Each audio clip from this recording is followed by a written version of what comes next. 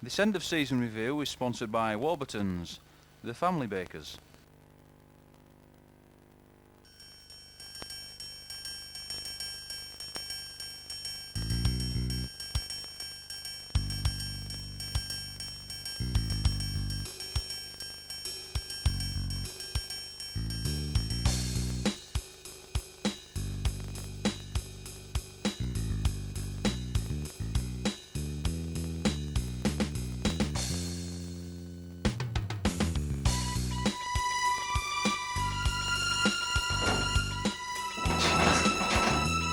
Your mission is simple. Stop him at all costs. And watch his offload. It's amazing. Do not dare fail him, or you'll be sent to Castle for life.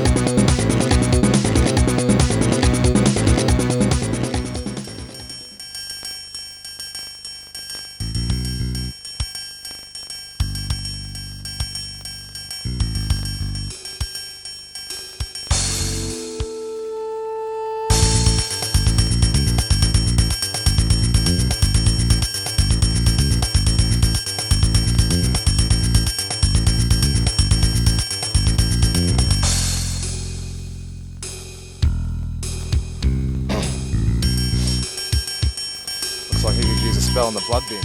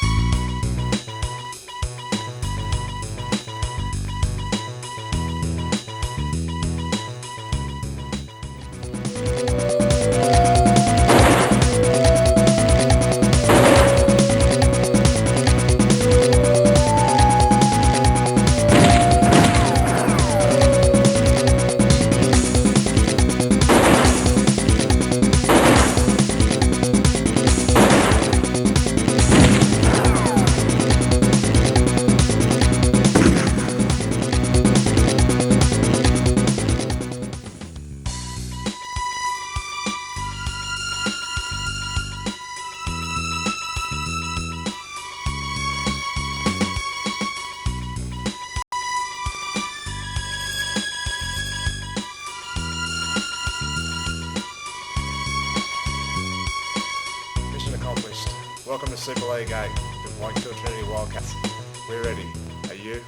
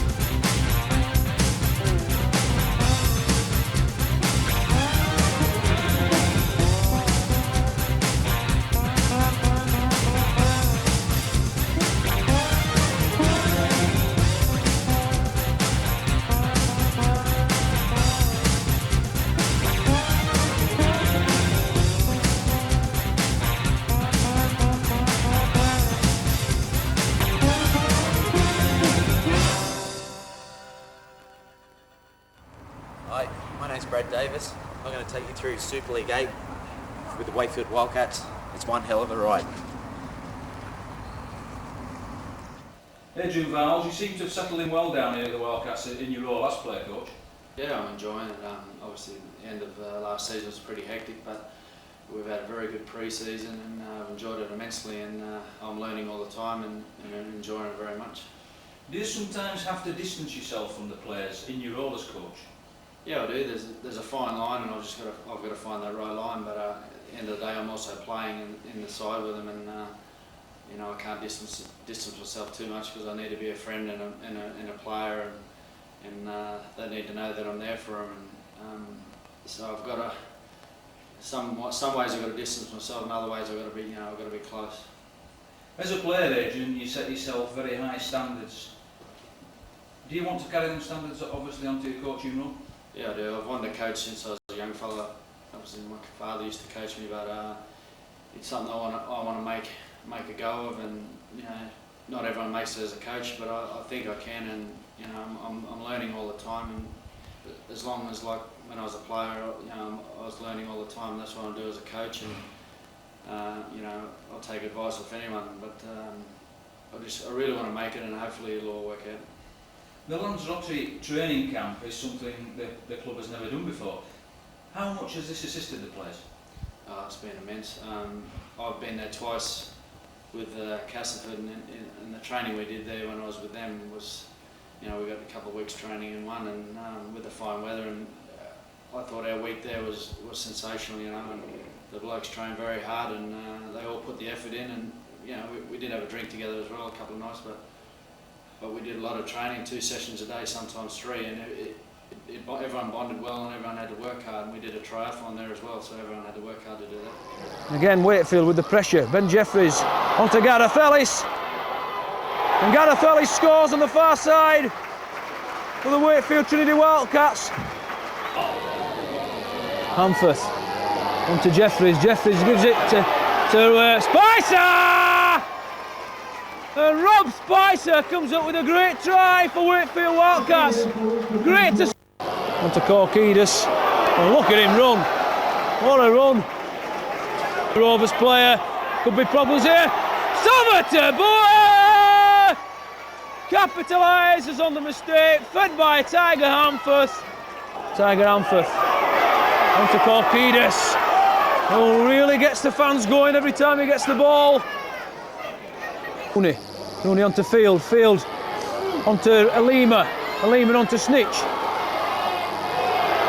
It could be another try! As a substitute, Matty done really well against the Australians.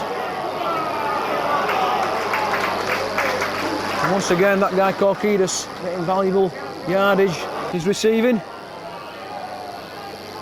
That's a good pass by Wakefield Trinity. Steve Snitch comes up to it. Tiger Hamforth! Get in there, Tiger lad! That's another good tackling stint by the Wildcats. And they're at it. It could be trouble for Wakefield player here, Korkidis.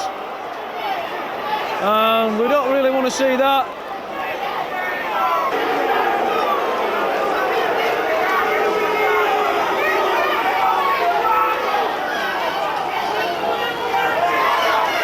Debut today for the Wildcats against Featherstone Rovers, and needless to say, you're quite a favourite with the fans already.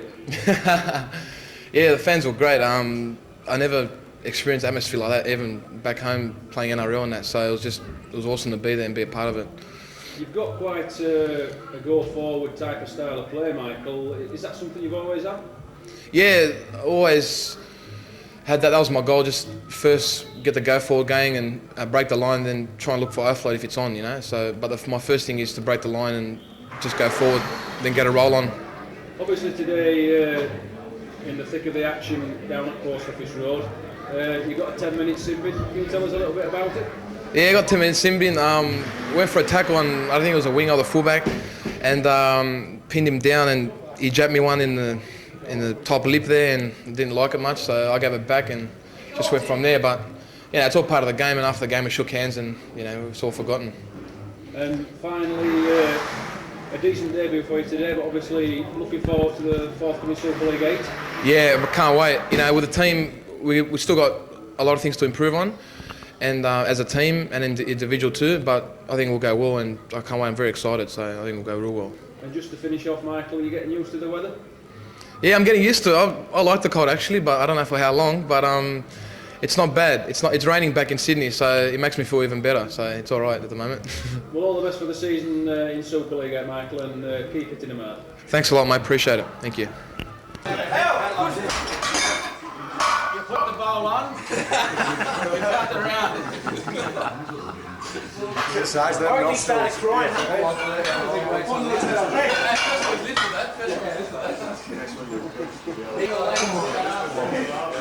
Trying to find a body. It's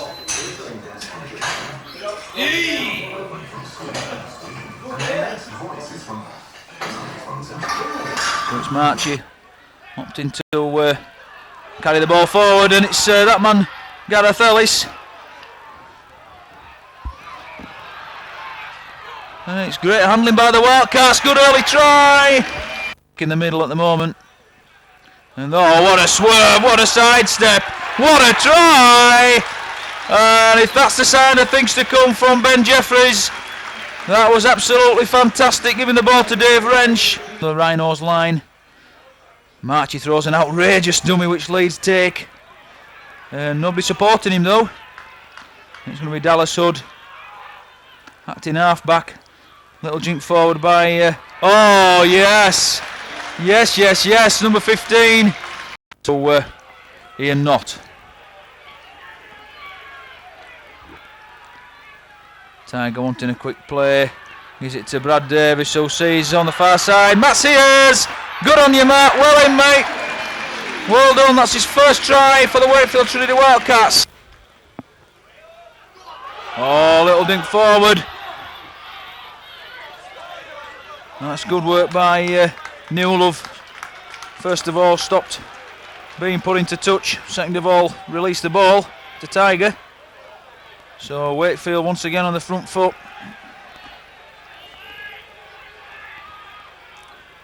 Ian Knott spotting a bit of a gap, but it's closed quite quickly. Adrian Vowles. Oh, what a dummy, Matt Sears! Scores his second try of the evening. Outrageous dummy by Sears. On to Slats. Slats take this the big challenge. One or two big guns in the Leeds forwards. Very good academy setup at the Leeds Rhinos, has been for years. Oh, what a pass and what a try! Richard Newell again scores his first try for Wakefield. On to Matt Sears. Matt Sears gives it to Jamie Rooney. On to Gareth Ellis. He's got to go, and he does.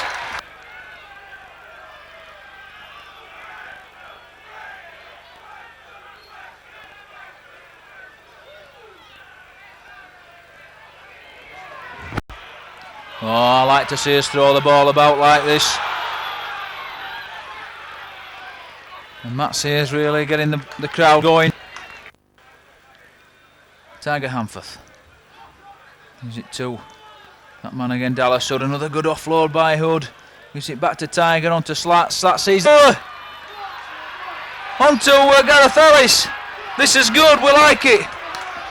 What a great move. Onto Davis, onto Wazza. Wazza's wrapped up.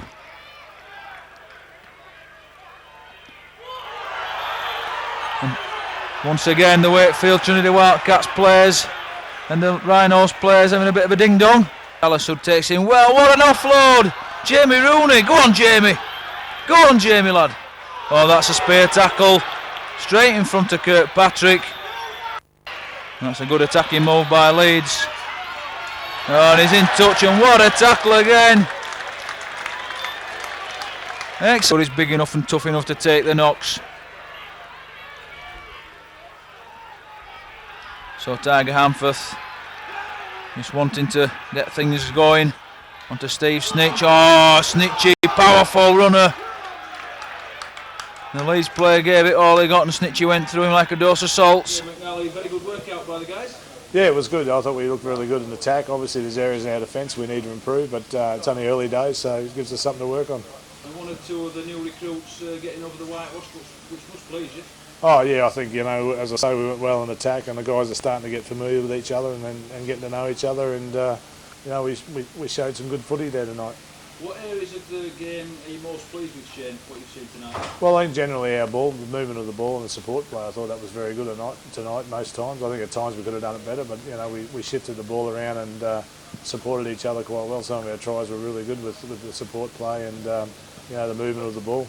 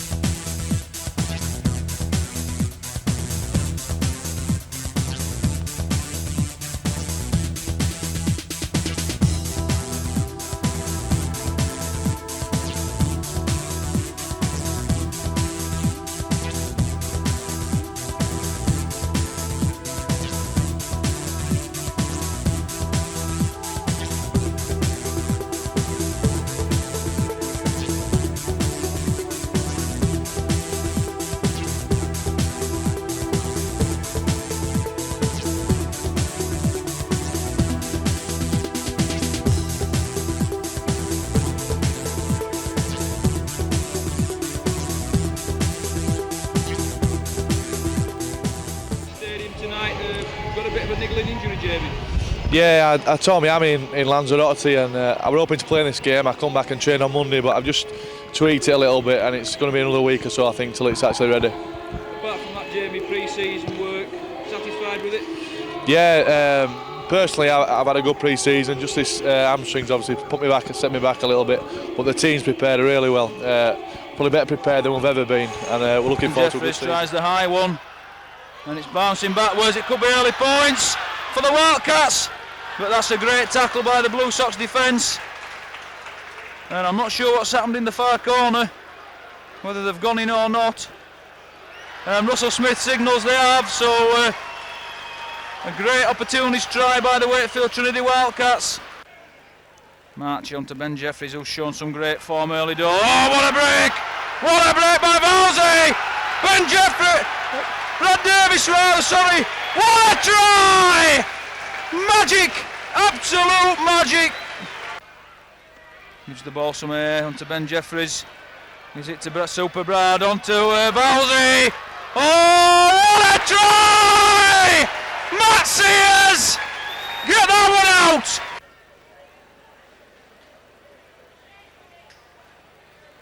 Jeffries again. And it's another loose ball, but it's scooped up by Sears, who's absolutely like lightning with his feet. Wazza Sova-Tabua, could be in. Wazza! What a try! He gets shut onto Sears. What will Sears do onto Rooney? But Halifax stand firm at the moment. Another penalty. It's going to be a quick tap.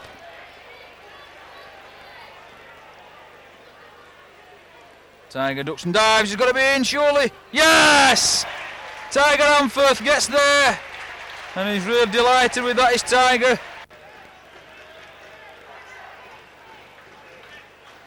Onto Davis, onto Sova-Tabua.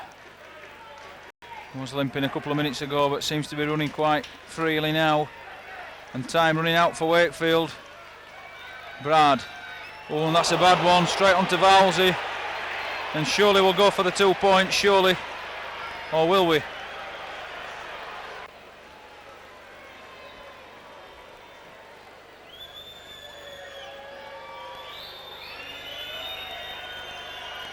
So Jamie Rooney's big chance.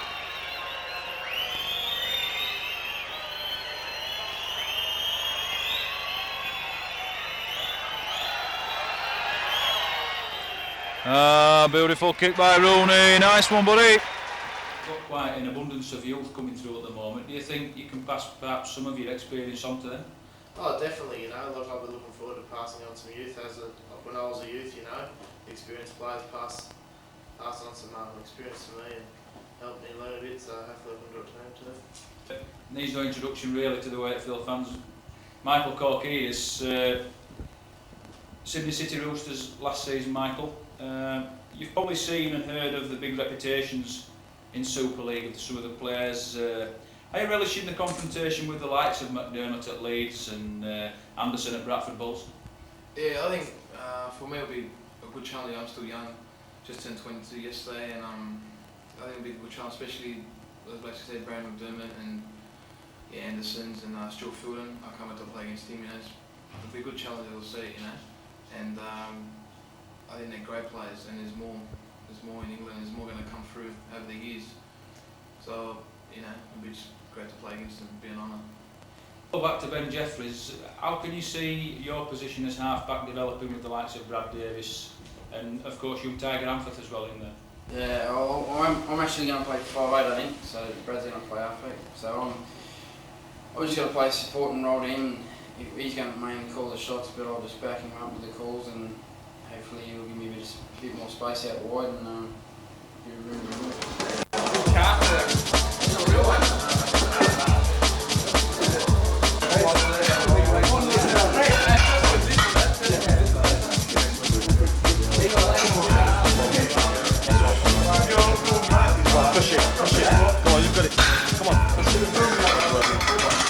Well, it's early in the season, it's February time, and it's the best cup competition in the world, the Challenge Cup. It's the 4th round. We're playing against the local rivals, Castleford Tigers, my old team, and we fancied our chances all week, and what a game was in store. Jeffries hooks the ball back to Hood, and that's a good ball to Gareth Ellis. Hooks the ball back out to Slattery, that's a short ball to Ian Knott. Well, all the Cast Tigers stood about. They need to give the ball a little bit of air. They've an overlap on the far side of the Wildcats. It's coming to the near side. Dallas Hood. Well, that hit a Cast player, but it's still on the last tackle. Gareth Ellis. Ellis. Yeah. Oh, Gareth Ellis, has he scored? The referee looks, the referee points to the spot. Gareth Ellis looked to be nothing on. Trying to tie them out. Healy, that's a good ball. That's an equally good tackle. That's an excellent tackle. That's Matt Sears. Certainly making inroads. Bartrim, 5th and last. Lennon out to Danny Orr. Danny Orr puts the high bomb up. Taken well by John Wells. Just kept his eye on the ball. Well held on to by Gaz Ellis. Jeffries, a little jink through. Ian Knott. But Ian Knott's there to make the tackling goal, and for this left-hand side, get the ball out. He's going himself. Oh, it's a try! Is that Ben Jeffries? Was that Ben Jeffries? I think it was. 63 minutes on the clock. Ben Jeffries did what Danny Orr did. That's a good ball onto Amforth. Tiger Amforth sees a gap. Tiger Amforth jinks one way then the next. Corkidis. Well, Corky is affectionately known by his teammates. Ian Knott gets the ball out to Matt Sears. That's a good ball onto Amforth. Tiger Amforth sees a gap. Tiger Amforth jinks one way then the next. Callum Halpenny on his left shoulder, but there was a Cast player blocking the way. It's a good ball to Tabor.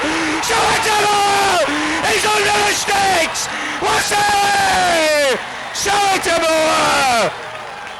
David Wrench, but the ball played the man, so it's still last tackle. It's a good decision for Ian Smith.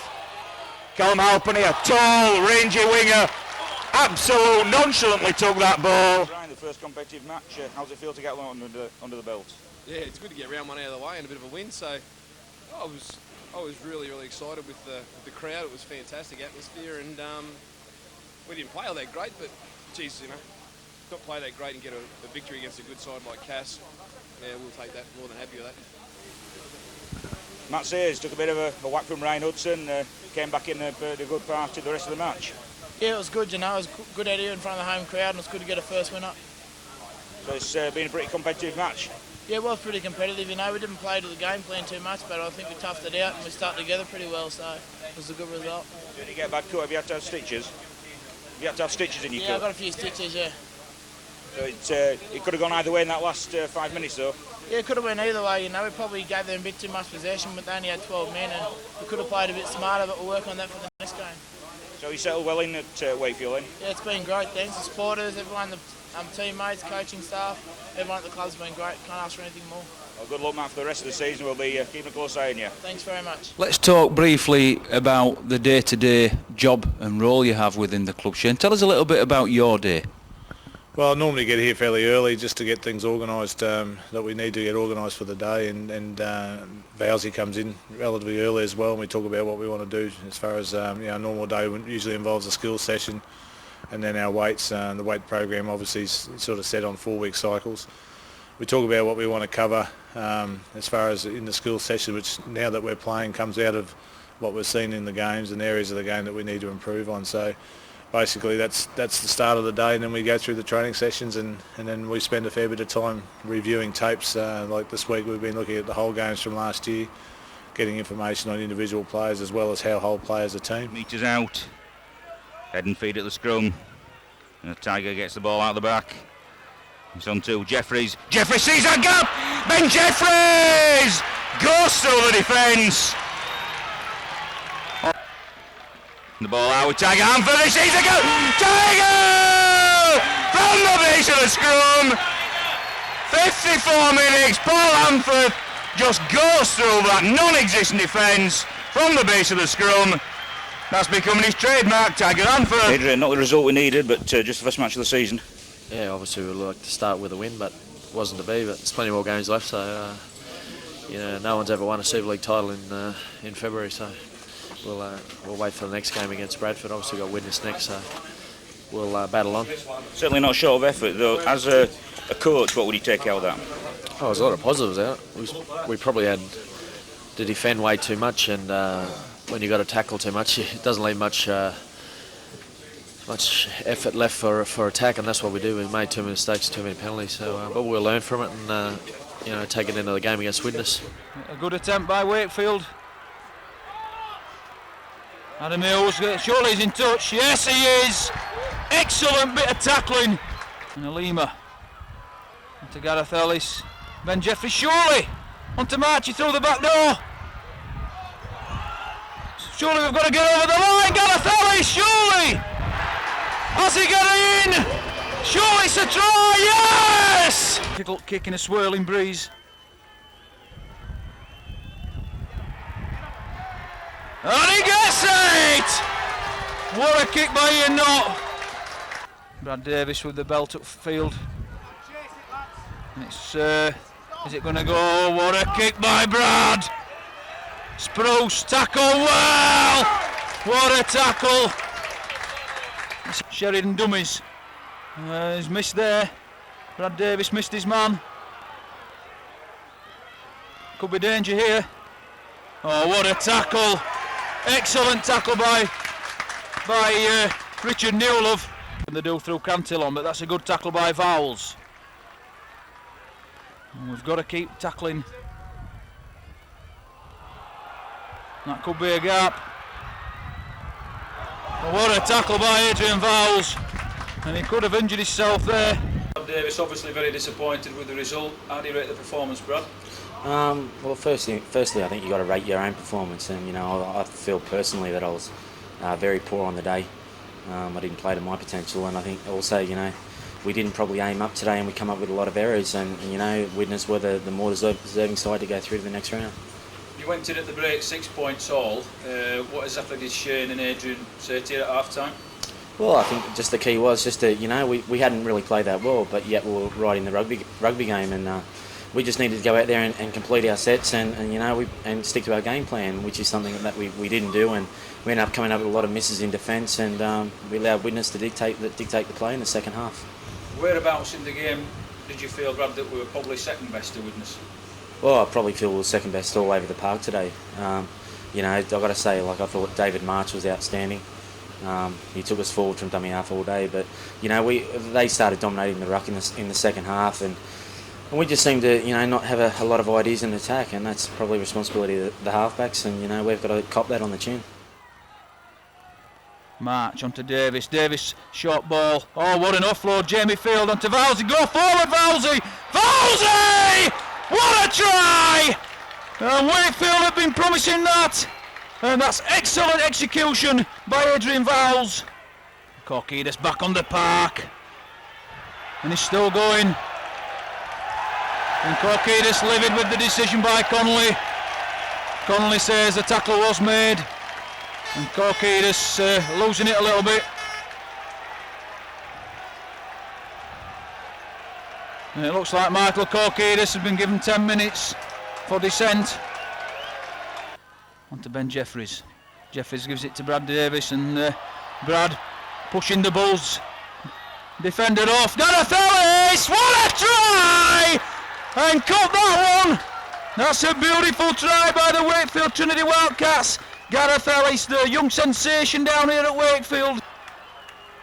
And Corkidas really getting in this time. And all sorts happening here by Corkidas. And he's off with Fielden. And James Laws in at Corkidas.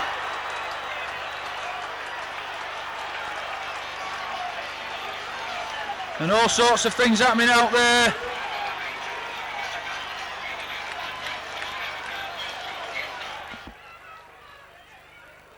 Jeffries again.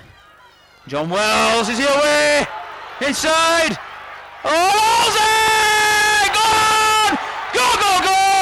What an absolute wonderful try! And he gives himself a clap, and so he should. That is absolutely 100% pure magic. Was a Sovatabo's on.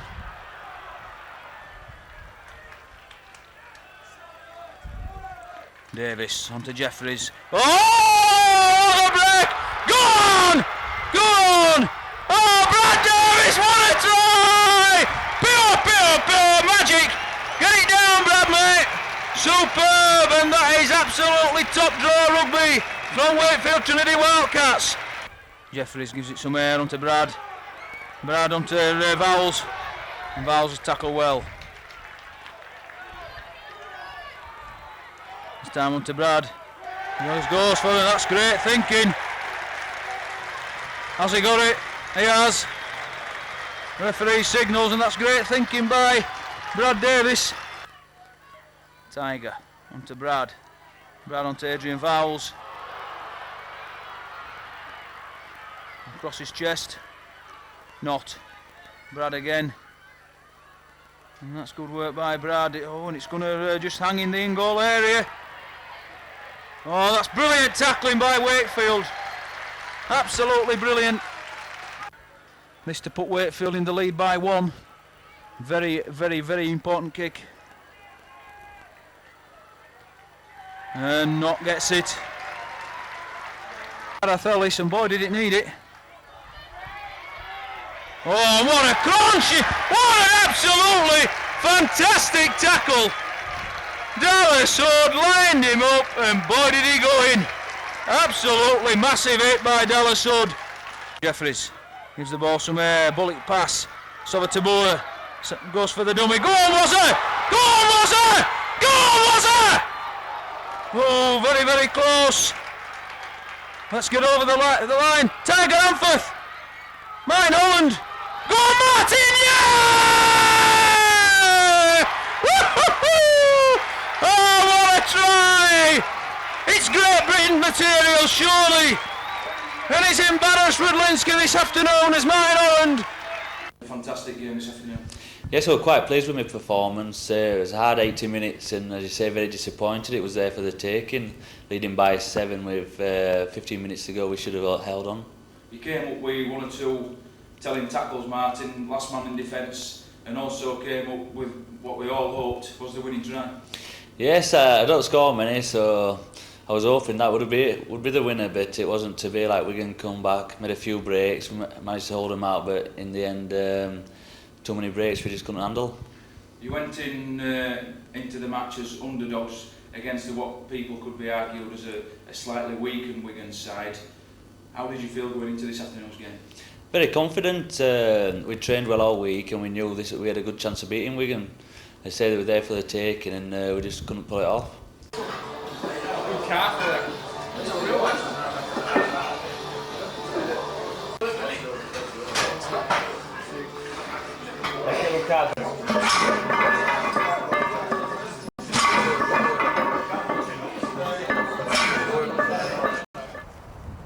A disappointing exit to witness in the Challenge Cup was, again, a disappointing start to Super League. We're facing Castleford at the hostile jungle. We need to get our first points of the season, and the guys have trained well all week.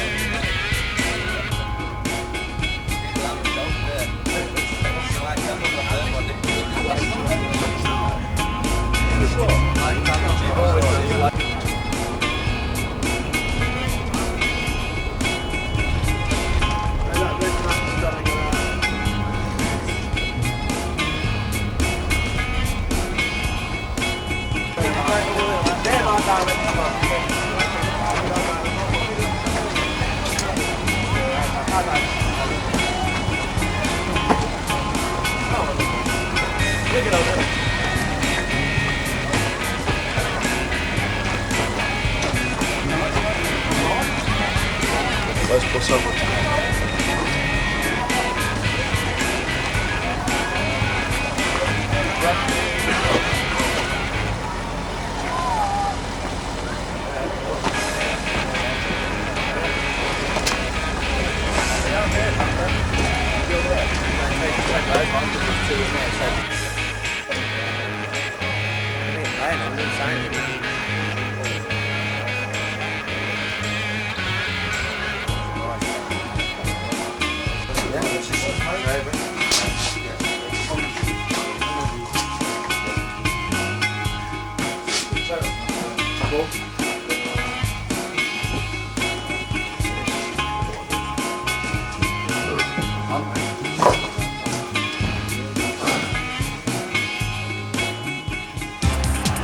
Adrian Viles copying Maloney for one.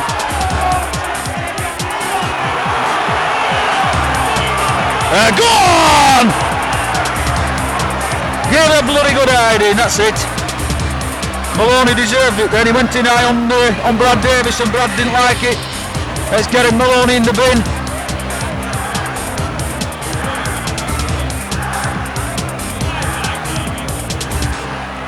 And what a nice shot. Carl Kirkpatrick saying something to Brad. And we've got to even it up. Maloney's gone in the bin.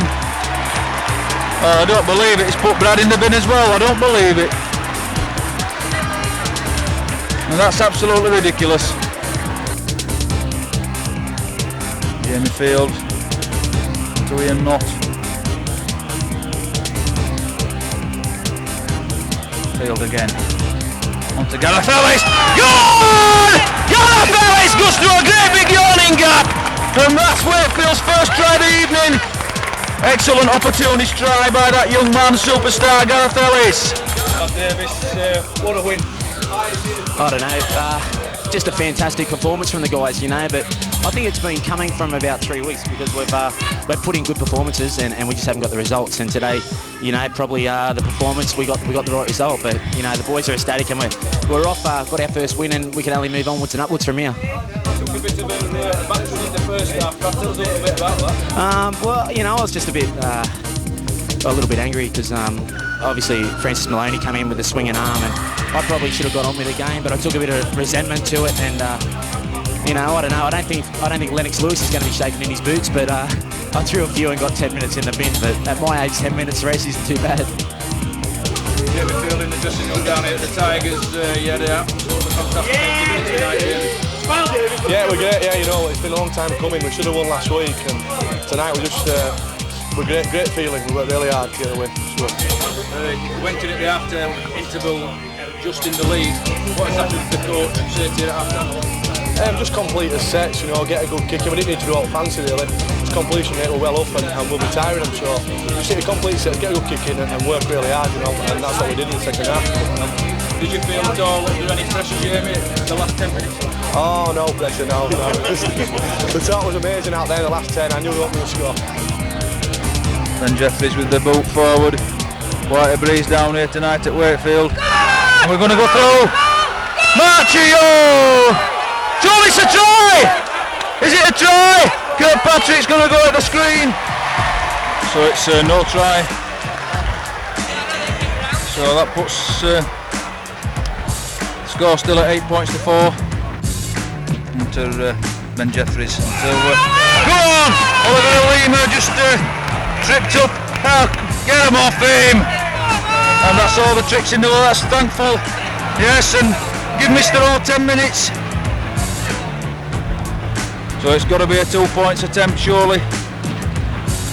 And we'll go for the 2. I'm sure we're going for the 2 points. Should slip this through. And he does, that's good work. Forward, go on. Wrong, John Wells is going for it. Brilliant work by John Wells. It'd be nice if we went in at the half-time interval. In the league, go on Corky. That says yes! Surely! Is it a try? What's Kirkpatrick going to give? Yes! He gives it! Brilliant try on the far side, Matt Sears. And that makes up for the one that he got disallowed. Corky again. Corky drives forward. Look at him go! Taking him with him. Reads the ball, that's good work Corky. Gets the big pad on the back. The Wakefield Trinity Wildcats fans are getting really warmed up. Bartram, another head-eye shot from Bartram. One of the dirtiest players in Super League. Corky again. Taking it all out of the cast defence tonight, it's Corky. Brad, onto BJ. BJ sells the dummy. It's on the far side. Is it a try? And what's happened there? Just in from the touchline with John Wells. Ben Jeffries. It's forward to Brad. Yeah! Brad Davis! What a try! Has he given the try? Well, an absolutely fantastically well worked try there by Ben Jeffries and Brad Davis. What a absolutely scintillating half-back partnership. Go on Notty, pile it through and he does. So that's another 6 points to us. Steve Stitch, absolutely incredible game for you tonight, Steve. Well, I didn't think I did that good, but it's my first game in Super League this year. It was a lot faster than what I anticipated, you know. But apart from that, alright, yeah. So, Cass come up with it. What a challenge by Adrian Vowles. And Valsey lined him up and dumped him. And he kicks it, nice one, not lad. Oh no, naughty cocker. The fans! Brilliant scenes down here! Down here! And the fans going absolutely crazy!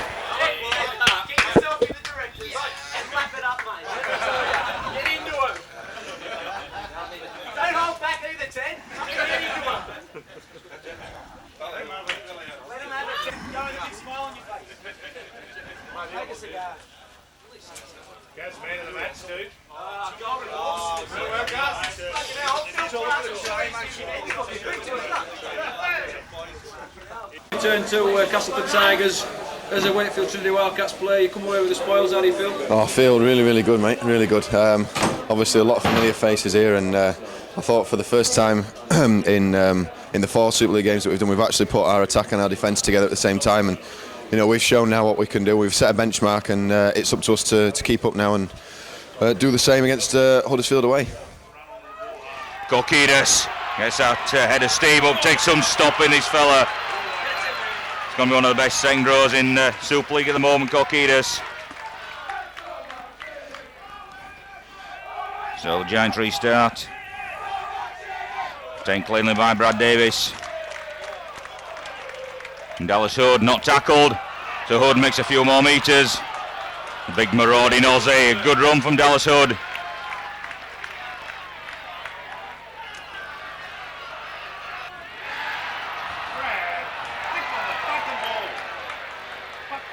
They want to get the player back over the line. They force him over the line. That's excellent play. Force the dropout. Excellent defence from the Wildcats. So not. Gets another 2 points for the Wildcats. Just gives them that little edge. 4 points to 2. Davies. Gazellis. Gazellis! Oh, he's into the corner, Gareth Ellis! The referee points to the spot, and that's a try for Gareth Ellis on 21 minutes. Allowing the player to be pushed back, allowing him to be picked up and dumped. That's a good run from Jamie Field at the moment. And the ball out. Oh, what a tackle! What a tackle by John Wells! Stanley Jean. Oh, Stanley Jean takes a big hit from Dallas Hood. Corky drives forward, look at him go! Taking him with him. Read the ball, that's good work, Corky. Gets the big pat on the back. The greatest play prop for Wakefield Trinity Wildcats, number 18.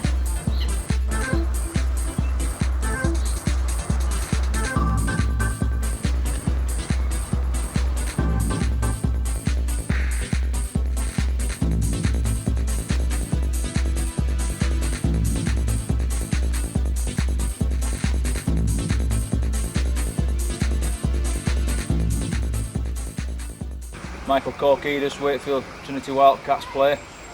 Thanks for joining us here today, Michael. Let's start from the very beginning.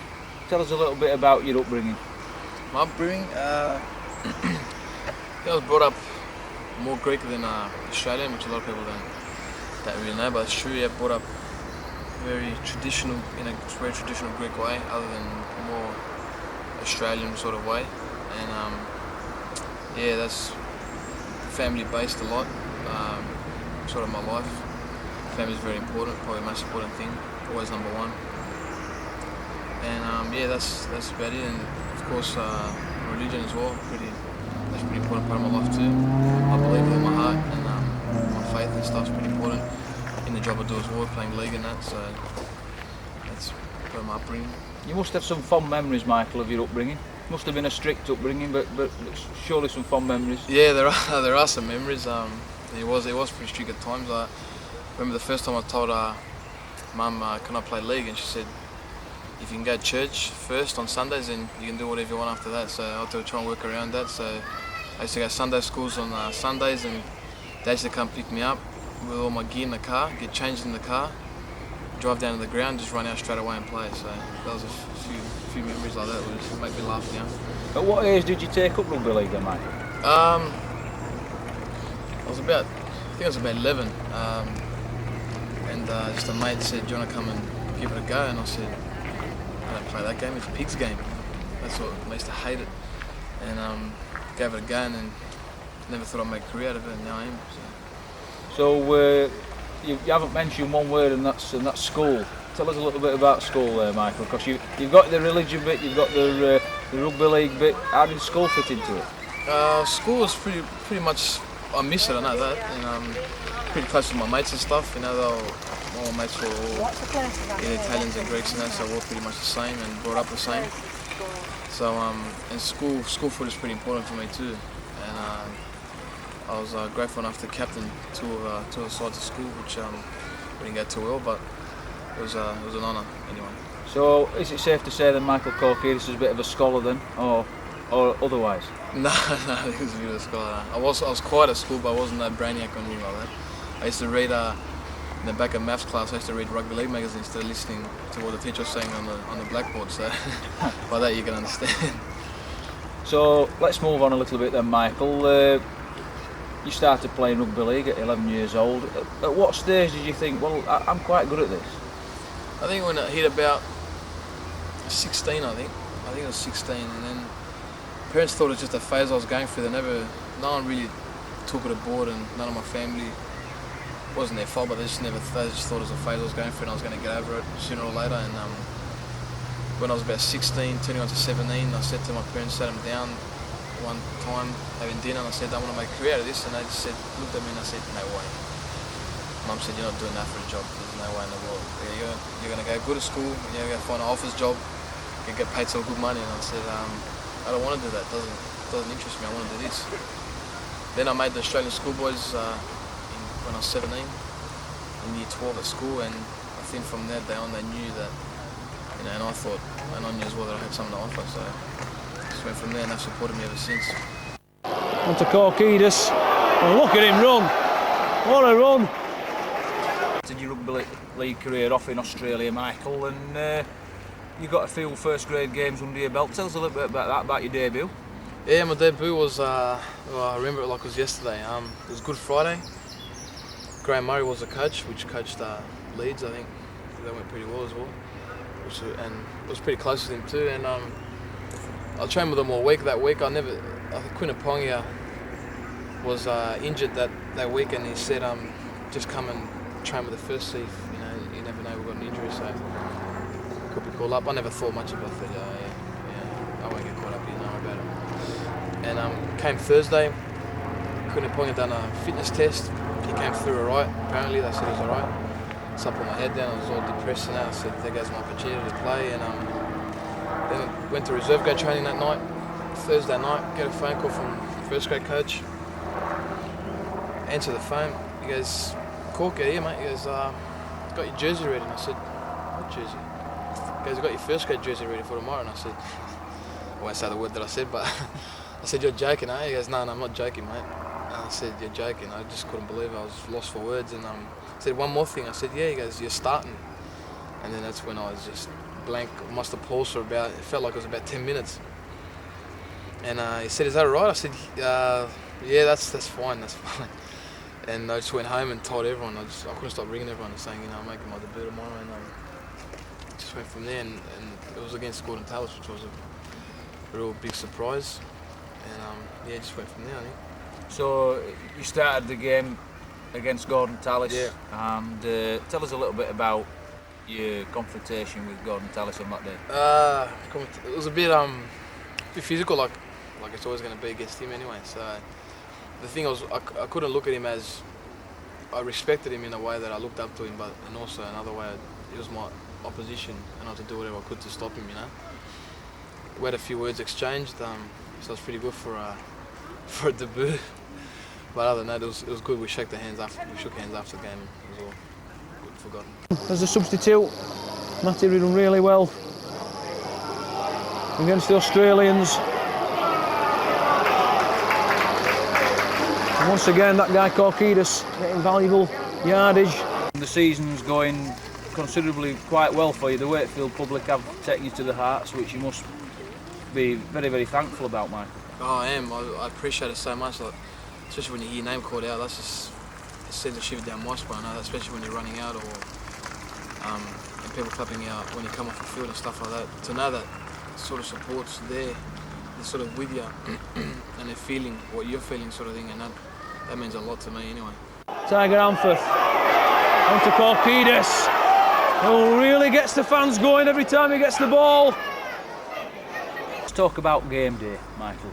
How do you actually prepare yourself? Obviously you're in a big position on the field, confrontations will happen. Mentally, how does Michael Korkidis prepare for a game?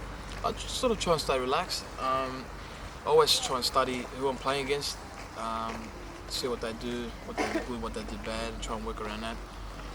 And I do the best I can. And I think the main thing is trying to stay relaxed. That's the main thing. It can be hard at times, especially up against big games, like playing against the top clubs like St Helens and your Leeds and your Bradfords, and that can be a bit hard.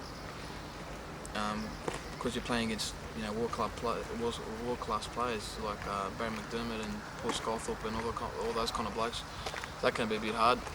You try and sometimes if you think about the game too much, sort of overplay it in your head.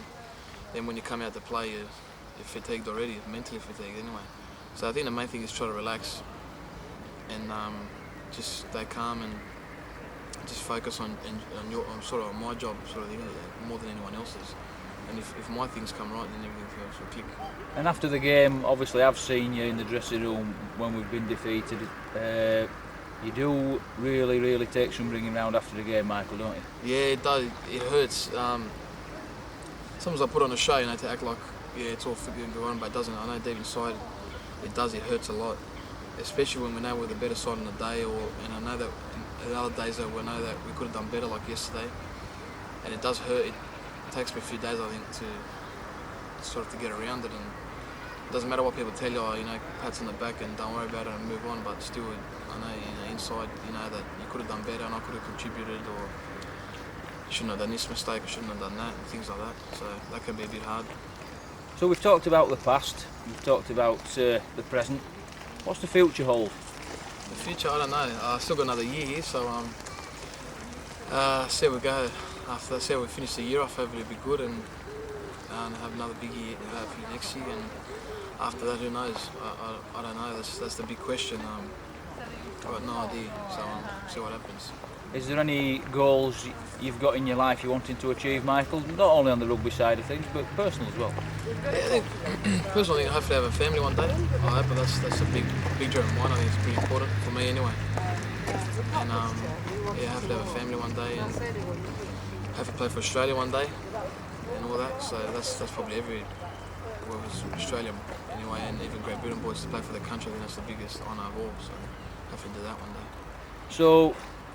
How would, well obviously Michael, you're not going to be at Wakefield Trinity Wildcats all your life, but how would you like to be remembered by the Wildcats fans?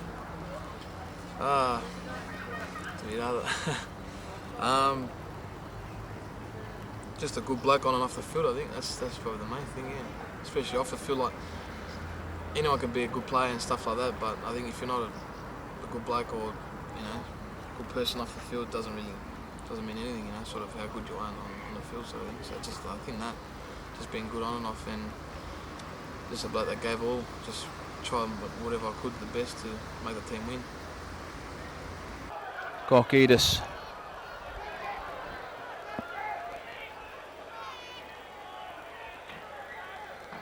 Savatabua fancies a scoop forward. Go on, Wazawa, go on! Oh, that's brilliant work by Wazza. Back corner, Massius! Massius scoops in for Wakefield's first try. But what a fantastic bit of ingenuity by Wasili Savatabua. On to March. On to Jeffries, on to Korkidis. Go, Korky! Korky's on the way! He's on the way! Go on, Korky! Yes! Korky! What a run by Michael Korkidis! And Korky enjoyed that one. Is he going to go? We've got to go. Here not. On to Vazi! Woo-hoo-hoo! What a try! Top draw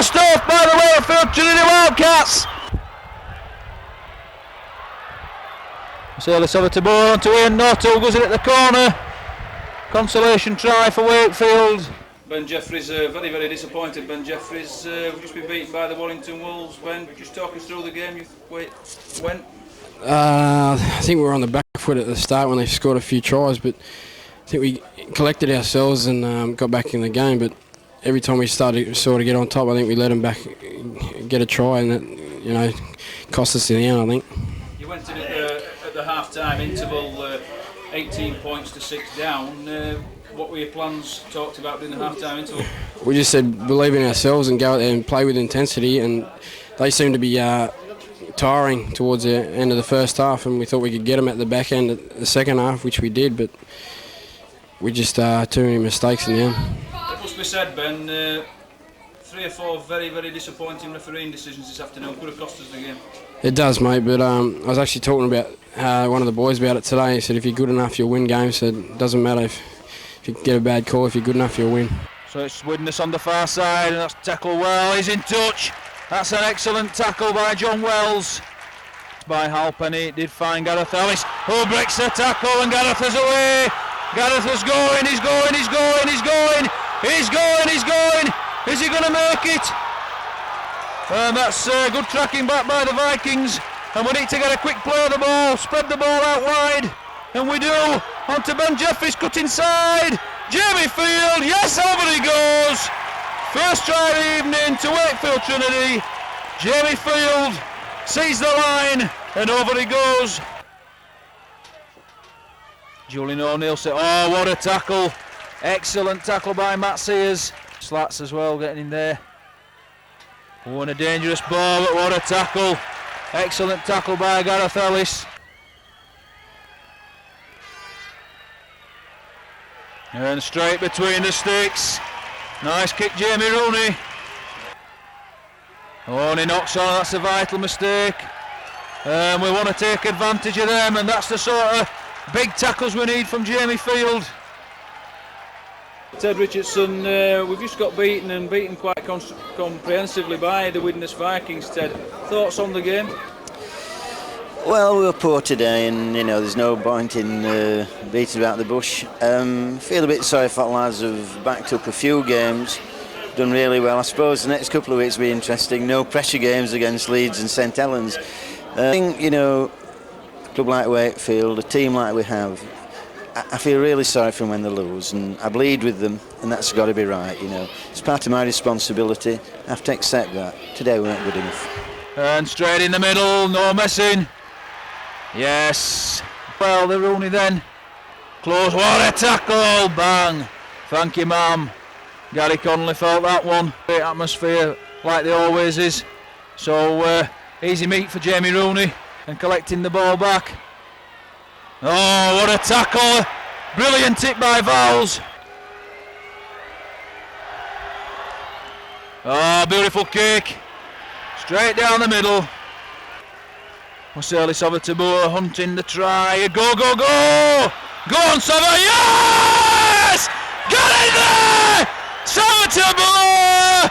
Woo-hoo-hoo! Marcelis over to Boer! Comes in for the try. Get it over, get over! What a kick by Rooney! Woo! Senior tackle, what's going to happen the far side? Tackling Matt, tackling, get him into two. Go on! Yes! Get him in! Well, after a last-minute heartbreaking defeat to the Rhinos, we then had the daunting task of facing Super League champion St Helens in their own backyard. What transpired after the whistle started was probably one of the biggest upsets in Super League history. Dallaswood. Good work by Dallaswood, what an offload! Brad Davis onto Jamie Rooney, and Jamie Rooney is tackled, but not just yet, but what an absolute fantastic break by the Wakefield Trinity Wildcats. Corkidis, oh look at the run, and where was the back again? Absolutely massive win for us, wasn't it, Dan? Unbelievable. I mean, we came in thinking we'd be competitive, definitely, but the amount of effort the boys put in tonight, and we've been putting in for a long time, but tonight it all came off. It was brilliant. March onto Brad. Good kick by Brad, excellent kicking. Brad Davis onto Corkidis. Corkidis is stopped by Sculthorpe and Ward eventually. And that's excellent work by Michael Corkidis.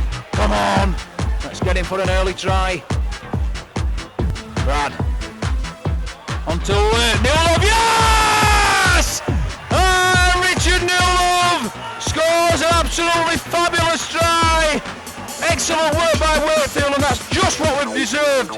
Are you expecting a phone call from your brother tonight then? Maybe not tonight, maybe tomorrow. But I don't think he'll say a lot, and I'm not going to rub it in like it. I might give him a little bit. Oh, what a beautiful kick. That's a brilliant kick. Gleeson takes it in. Get him into Ushas. Nice one. Bench, you don't need me to say, Dave, but once again, an absolutely incredible 80 minutes of performance and sheer guts by the guys. Yeah, well, that's it. That's what we're getting now. We know we've got to switch on for full 80 minutes like we lost last week at Leeds by a point in the last minute. So now I think that's just geared us up a little bit, and hopefully we can kick on from this one. Head and feed, Brad to feed it.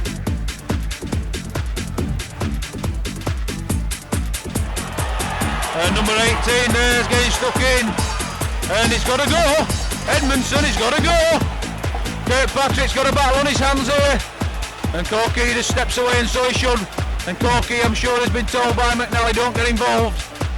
So Edmondson, who's got a very, very short fuse, he should get 10 minutes for that. If they want it hard, let's give them it harder. Jamie Rooney with the high ball. Well taken by Wellens, well hit by Vowles. 8-0 up, but a player down. St Helens, get him in touch, that's it. Nowhere near him. Nowhere near, try that.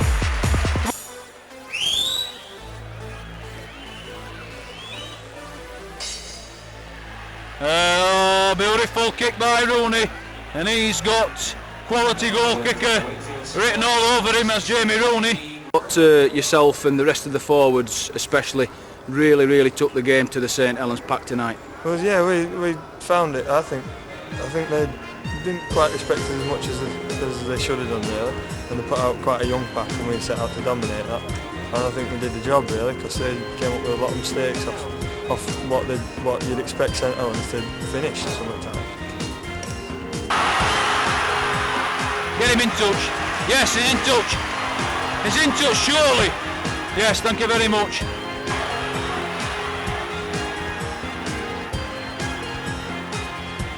And Corky in the thick of it. It's a drop goal. Jamie Rooney with the drop goal. It's a high spinning ball, we've got to get men underneath it. Halpenny takes it well. Brilliant take by Halpenny. Not afraid to take people on. Gareth Ellis, a big chance here. Somertable, get in there with that! What's Ellis, Somertable! Oh, what a burst forward! Adrian Vowles fed Gareth Ellis. And Wasili Somertable comes in with what it could be. Well, what could it be? An absolutely match-winning try, hopefully, for Wakefield Trinity Wildcats. Jim Vowles, play coach, very sweet victory after last week's disappointing result at the Leeds Rhinos. Yeah, it was about time we got a few things went our way, and come here and win. And Brad Davis has been coming here for about 30 years and he hasn't won, so it's good that he's finally got a win. Thanks, Bowsy. It's been a good win, and first time I won here, and the effort by the team was just first class. Everyone from the team, Shane's worked hard, and we come in and copped a couple of bit of stick a few weeks ago, but we've always working hard. We never stop working hard. It's just finally it's come to fruition.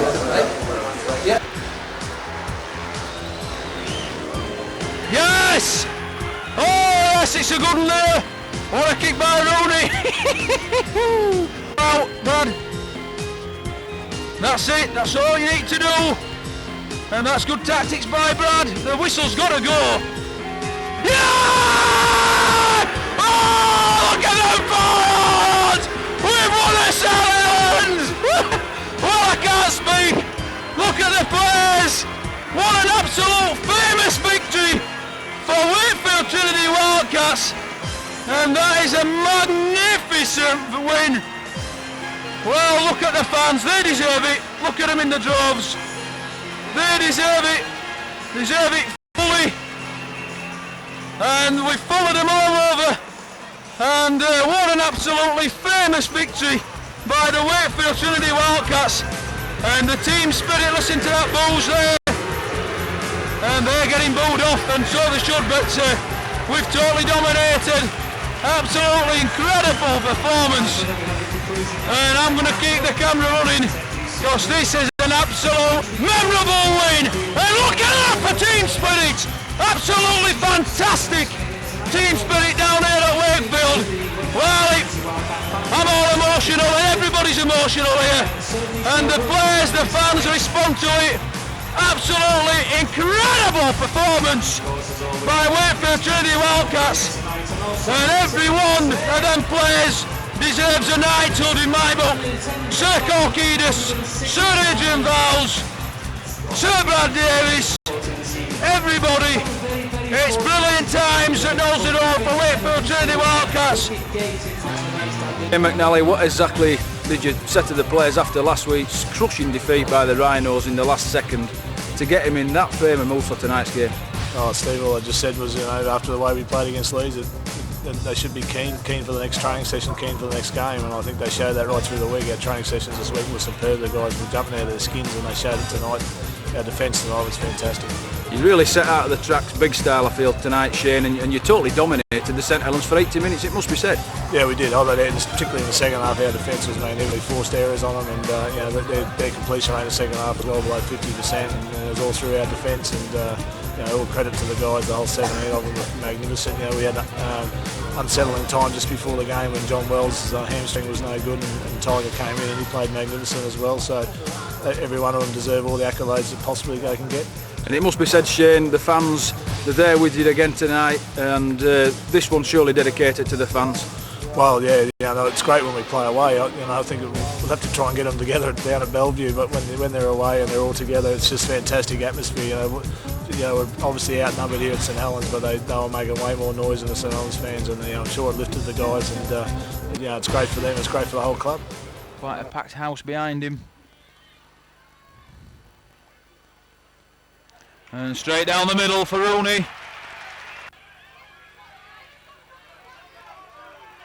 Oh, it's a big crunching tackle by Corkidas. Rooney runs. Go Rooney, go! Oh, lovely, absolutely stunning try. Brad Davis, the Jamie Rooney show is well and truly on. March onto Rooney. Spinning ball. Excellent kick by Rooney. It's going to hang in there, and it does. Tackle him. A big hit, and he's tackled well. Little chip forward. Yeah, surely a try. Dallas Hood. Once again tackled well. This is a big set of 6 for Wakefield. Brad Davis. Onto Rooney. Rooney sees the gap. Onto Brad! Brad's in! Rooney and Brad Davis. The show starts again. And it's try time for Wakefield Trinity Wildcats. And that man, Jamie Rooney, is making all the difference. And Brad Davis, the support player extraordinaire, was there again. Troy Slattery straightens up, nearly gets through. Tackle well by Davidson. Marchie in attendance onto Brad. Excellent kick by Brad Davis. Makes no mistake.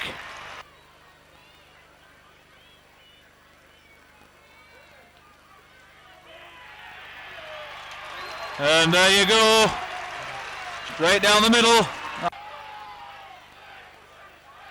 Brad with the kick. Under pressure. That's an absolutely fantastic kick by Brad Davis. And I'm not the most biased commentator in Super League, but nothing. And get in there, Notty boy! And Notty does his stuff.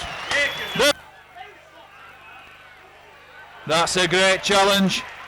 But I think Jamie Field might be hurt. Get him tackled, get him tackled. Was it a knock on? No, it went backwards. And that's better. It's pulling back, it's pulling back! I don't believe it! Thinks does that. That's a scandalous decision by Silverwood. He's bottled it in my view. And if that had been a Wakefield Trinity Wildcats player, he'd have been walking.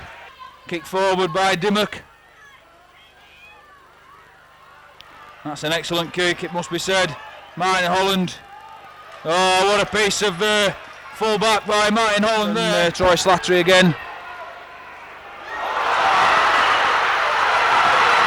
That's a good ankle tap by Matt Sears. And he knocked on, and what a big challenge that was by Matt Sears. Over you go, baby. And he does. Good kicking, Notty. On to Cantillon. Cantillon's going to go in, is he? Good stop. What an excellent tackle by John Wells.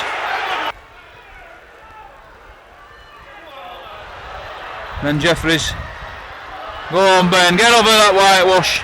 And he does. And it's good to see Ben Jeffries get over. And at least we've scored a try tonight. And that's an excellent challenge by Jamie Field. And that's a good scoop forward by Vowles. On to Brad Davis with a kick forward. And what's going to happen on the far side? It's going to have to be picked up by Apo. And he's got to be gone. Put him into touch and he's in! That's what we want! Short ball, that's a beautiful tackle by Vowlesy. And boy, don't Warrington know Vowles is on the pitch this afternoon. You must be delighted to get back into winning ways. Yeah, very delighted. Came out today, we knew we had to win, and we got the points. That's what we wanted. Excellent. What was the word at the half-time interval? You came in at the half-time interval just 2 points behind, and you came out and really bossed the game again. Yeah, we were told to stick with what we were doing because we were dominating them, and there was just a few lapses in defence where they caught us out wide a little bit, and we restarted again at half-time, and we really played well the second half. The last it is. Amforth, Marchie. Nobody running it, or is he? Yes! Brad Davis scored a forward, and that's the try we've been looking for. The little dink forward by Tiger, the sprint forward by Brad Davis. March, Davis, onto Sears, Sears onto Halpenny, go on Colin! Yes! Halpenny for his first try, and we've been calling for that. You seem to have fitted in really well, your second run out today, and you fitted in really well and really took the game forward to a very, very intimidating Warrington Wolves pack. Well, yeah, you just got to get your knuckle in. You can't worry about who you're playing. You just got to take it up and hope for the best, So you got good boys around you that take pressure off you as well, running with you. It's fine, So Wood, it's inside. Oh, what a crunching tackle! Daniel Griffin on Nathan Wood. Go on, Marchie! Yes! Marchie at his best! Got that one, Warrington! What a try! Griffin did the hard work. Marchie was on his shoulder. Sold the dummy, thank you very much. Spicy, you came in this afternoon and did everything Adrian and Shane wanted you to do. Yeah, they just told me basically just to run in hard, just quick plays at balls and don't miss no tackles, and didn't expect much from me, so I just went out and did what they said. And really deserved the spoils and really gave Warrington the full treatment for the 80 minutes this afternoon. Yeah, we did. Like last time we played them away, they come out and bashed us to death, but this time we took clock round and we did the same to them. And we've got to put him in touch, and he gets in. That's it. Is he in touch this time? Is that good enough for you? Yes, it is. Let's go forward. Brad Davis on AJ. Oh! Get in there! Vowlesy enjoyed that. Look at him go. Brad Davis. And they sliced it a little bit, and Napo was there. And he's going to take the ball in the in goal, but he will come away safely. Brad's going to be there. Good tackling, Brad Davis. The Wolves certainly capable. Oh! What an hit by Vowles. Jeffries, last time we spoke to you, Ben, it was after a defeat by the Warrington Wolves, so we've got to come and see you again, and well done on your appearance into the game, and you had an immediate impact. Yeah, it was lack of the bounce, I think. But yeah, first two touches, I just tried to make the impact when I come on. Dave March, On to Ben Jeffries. Jeffries goes forward. Get on it! Yes! Ben Jeffries goes in! Come on, Jeffo! He deserved that. Should give him a load of confidence. Exactly did Shane set to you before you went on? What were your instructions? Whatever comes to you, just tackle him. That's all I want you to do. So, but I didn't do too much tackling. I was more tackling than anything. Everybody's really willing you on, Ben, to do well for the club, and you've been struggling with a little bit of confidence the last few weeks, but today what a fine opportunity for yourself to bounce back, and you grasped that opportunity with both hands today. Yeah, it's just I've been pretty down the last, probably 3 weeks or so. But it's just I just got to tell myself that I've got the talent and that, and I'll just go on from there. Gives it on the burst. Ben Jeffries. Is he going to give it? Oh! No! It's try time. Ben Jeffries made the burst, and good on you, Ben. And it's there's nobody more pleased than me to see Ben Jeffries come back into the form. And that man, Brad Davis, was there.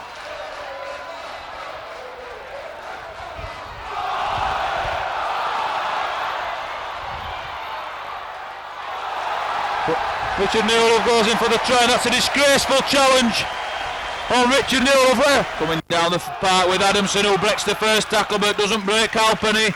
Halpenny saw it coming and dumped him. So what we'll do now, give the ball a bit of air. Brad Davis straightens up. Griffin gets in front, but the referee letting us get on with it. McDermott with a late one on Brad. Marchie going forward! Yeah! Get in there, Marchie, son! Oh, that's it, make them have it, and go on, lads, get amongst them! We're not going to take a backward step tonight. And Burrows is on for the Rhinos, and what an hit by Slattery on 24 minutes. Troy Slattery with a big tackle. And Messi just gets up and shrugs it off. If that's best you can do, come back. Oh, what a break by Valsey! Valsey onto Halpenny. Halpenny on the far side. Brilliant work by Adrian Vowles. It's Rhinos' defence. So the high ball into the corner. The Rhinos come up with it. The Wildcats trying to get him into touch, and they do! And he's bundled into touch on 17 minutes of the second half.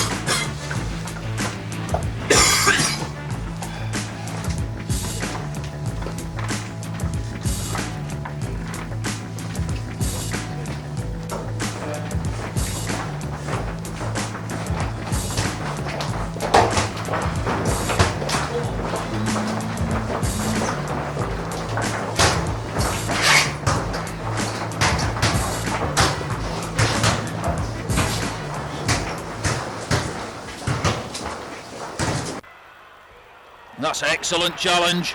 Whoa, a tackle by Jamie Field.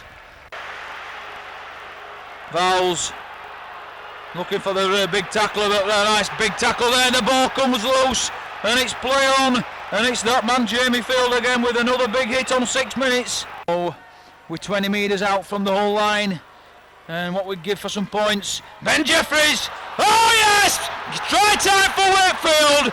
Jamie Field, and that's what we want. Jamie Field goes in, and that's Ben Jeffries for you.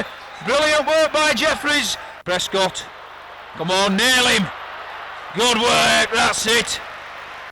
So a bit of an iffy decision there. Marchie with a kick forward. Get him in touch, yes! I'm one of them! Basketball stuff from Holland, they break the tackle again. Brilliant tackle, Martin Holland, and it needed it as well. This is better options from Wakefield. Jeffries. A little kick down to the corner of the field. And a palm away, and Ben Jeffries is gaining in confidence, and that's absolutely fantastic to see. Anderson, tackle well by Valsey again on 40 minutes. Well, that's another big hit. And worst of enemies this afternoon, so Bradford take it in through Vinacolo. He's dragged into touch. He's in. He is. And that's excellent defence. So the ball's on the halfway line. James Lowes onto Vagana. And Griffin, oh yes, a big tackle there by Darryl Griffin. And a bit of a high shot there. Is it a knock on? Is it play on? A big hit by Jamie Field there. Jamie Field! Yes! Is it? Is it a try? No, Bob Conley says he's short. So just short, inches short there. Little kick there. Come on, Penny! Is that one near enough for you? The smile, the Colgate smile from Colin Halfpenny says it all. What an hit! Oh! Ding dong! And Parker's gone. And Valsey's come up with a beauty on 37 minutes. Anderson, tackle well by Valsey again on 40 minutes. Now that's another big hit. But Price is coming forward for the Bulls, and he could go all the way. Newlove's going to tackle him though. Great tackle by Richard Newlove. By Jamie Field. Short ball from Anderson. And the Bulls come down the middle of the park. A kick through, it should be a try. And that's good defensive work there, but the Bulls are claiming the player was tackled. And that's excellent work there by the Wildcats player. And Jamie Rooney did ever so well there. Marchie scoops the ball up one-handedly, how's that for you? Little chip over by Valsey, onto Rooney. Rooney kicks forward, go on! Good football, Jamie, hit the post. Yeah! Ding dong! Oh, he's made the Bulls player look a clown. Anyway. Obviously disappointed with the result, but the performance this week was a hell of a lot better. Yeah, it's a lot improved performance. We only had to improve this week to get close to Bradford. And we've given 110%, but obviously we're still at one, so we're still a bit mad on ourselves. On a personal note, Jamie, you've been out a few weeks with a groin injury, but you came back today and really looked like you hadn't missed any matches at all. You really got straight back into the thick of things. Yeah, I won't say I've played exceptionally well today. I've just been kicking well, but I've got a lot to learn, and hopefully I can do what I do. And you scored the last try of the day. Tell us a little bit about that. Onto Rooney. Rooney kicks forward. Go on! Good football, Jamie. Hit the post. Yeah! Ding dong! Just hit post, just ease up and caught it all the time. Got it at no done. Let's try. I've got a no done to do now. Well, it's good to see you back. Cheers. Really getting stuck in, and what a big hit early on by Valsey. Oh, what a challenge. Incredible hit by Adrian Vowles. And Marchie looking at Cassidy again there, and Cassidy's up to all sorts of tricks. Vowles with a little dink forward. And the Wigan, that's what we like to see, getting tackled over the line. Give them the pain, guys. Oh, Snitchy. Hands Lamb off. Go on, Snitchy. Go on, Snitchy. Offloads. Come on, Penny. Bang. Under the sticks. What a try. Fifth and last. One to put the pressure on Jamie Rooney. Little dink forward this time. Adrian Lamb's going to scoot. Oh, and it was a forward pass. And Adrian Lamb, look at him. Let's have a look at Adrian Lamb, look. Oh, that was a brilliant bit of international play by Adrian Lamb. This time, Corky's going to take the game. Offloads to Colm Halpenny. Colm goes looking. Ben Jeffries on this. Go on, Ben! Oh, just short. Great run forward, and that's what Ben Jeffries has been promising. Marchie. Go on, Marchie! Oh, and he ducks and he presses forward. Is it a try? Is it a try? It is! March! And Marchy Schoolson plunks the ball over the line. Tigers come up the pitch. And Ryan Hudson's going to be in, or is he? Just stopped short of the line.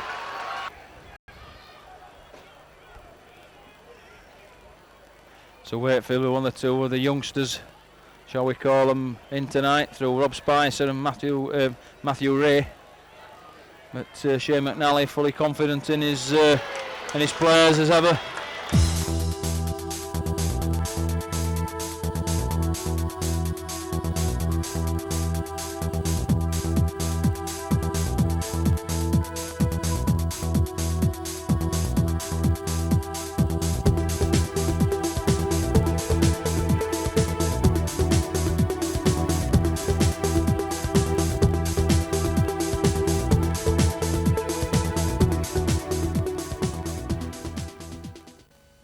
A very warm welcome to David Topless, Wakefield, Trinity and Great Britain legend.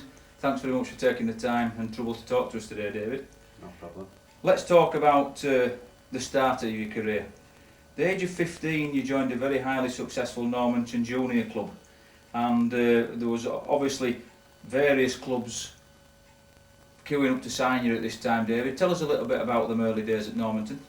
Yes, we had a very successful side. We'd all come through school together, and we all went to then under 17s, you know, straight from school, and we probably had, I think it was 10 signed on out of the 15 players that we had of that team, signed with professional clubs, Huddersfield, Halifax, Wakefield, Featherstone and Castleford and Leeds, you know, so they had a good reward, the clubs from Normanton.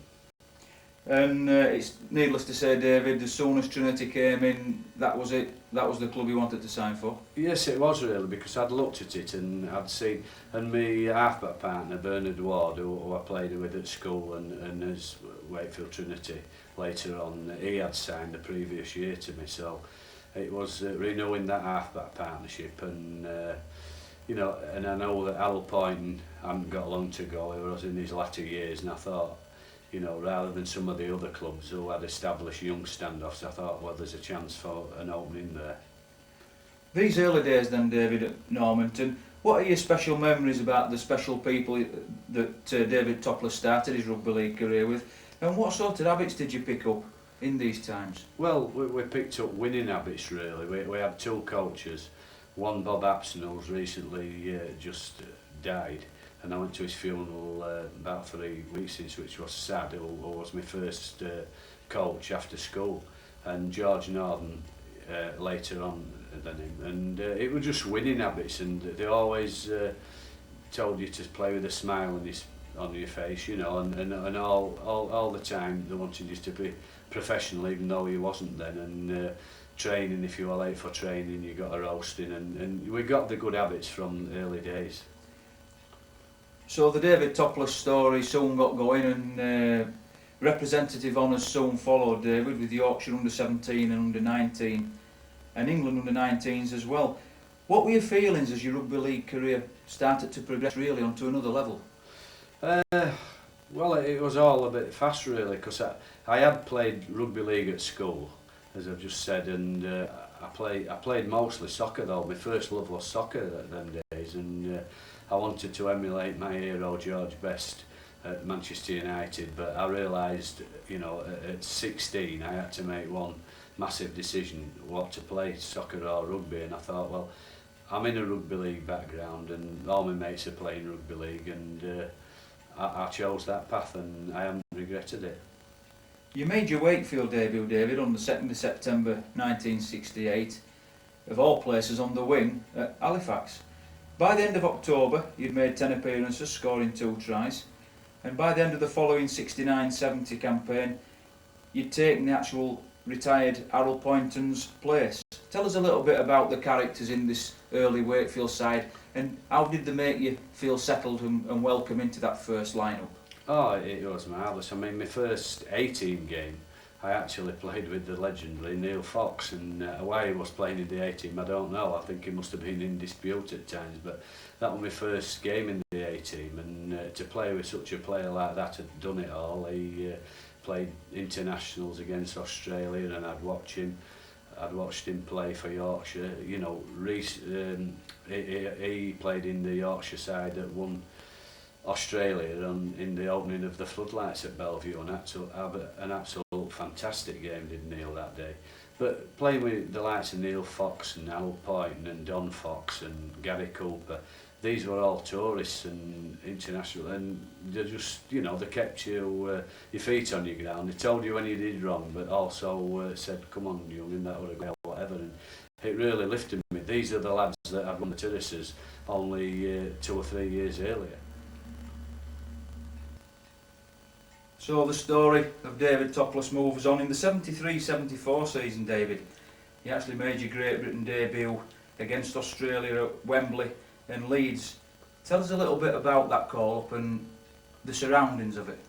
Yes, I'd played about 4 years professional rugby by that time, and you know, I played for Yorkshire about 5 times, and the call-up, I was playing particularly well at the start of the 73 season, and we actually played the Australians down at Bellevue and give them quite a game, although it was the second string, but they had chaps like Graham Eady and Steve Rogers and Tommy Ridonikis and Michael Cronin, which they all ended up in the test side at the start. So I scored a try against them, and I really started the season well in 73, and I got a call up for Great Britain against Australia and made my debut at Wembley. Actually, it was there was only 10,000 there. Well, you know, 10,000 at Wembley when it held 100,000 them days. It was you know, there weren't many in the crowd, and there was just one side. But I can remember stood in the tunnel and looking opposite, and there were Arthur Beetson and Graham Langlands and all the big Australians, and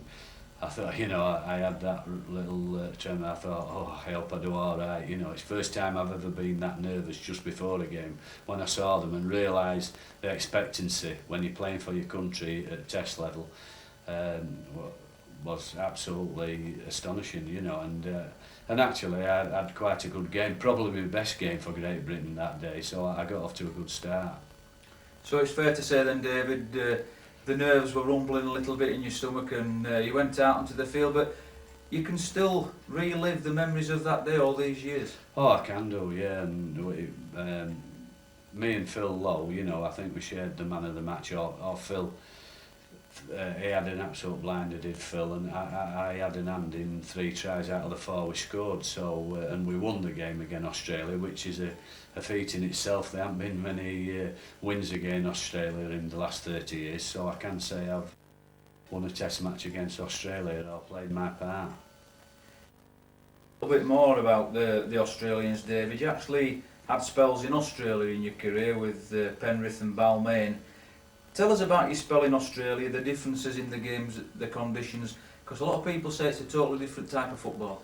It is, it was then a lot of different type of football. I went with Penrith, and what happened is I arrived on the Friday, and then Sunday they said, oh, you're playing on the Sunday, and I was in the reserve grade, so they put me in the reserve grade, and they played before the first team, so I played a full match in 80 degrees of heat in the reserve grade, and then the coach said to me, oh, get strict, I want you to sub for the first grade. And I thought, oh, this isn't known in England, but I did anyway. Anyway, after about 20 minutes, I were on the first team, so I played that day about an hour and 60 minutes rugby, and it was my first. I was still jet lagged, and that was a wonderful experience. That, but my first season at Penrith, it didn't go down too well, apart from the last 5 or 6 games, where once I got used to the game, I really loved the play, and it suited my style, the hard grounds, the Australian defenders shooting up to you. I found it very easy, and I won probably, out of the last 5 games, I won 4 man of the match performances, and Penrith wanted me back the year after, but I wouldn't sign for them because Balmain come in, and a friend of mine, Brian Lockwood, was playing with Balmain, and I had an absolutely fantastic time there.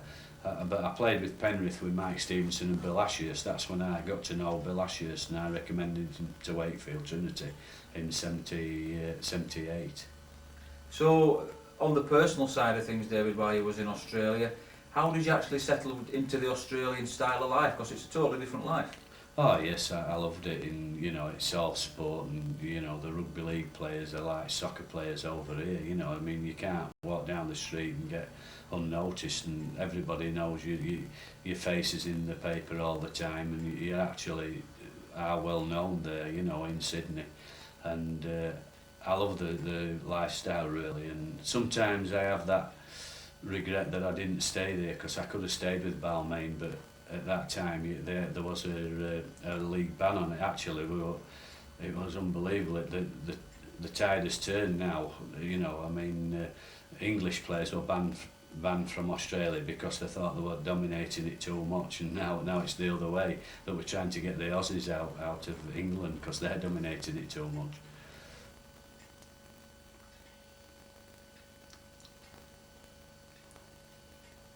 So shortly after that, David, you actually took the plunge and decided to return to the English Rugby League and to captain a Wakefield Trinity side, which was to make a long-awaited return to Wembley.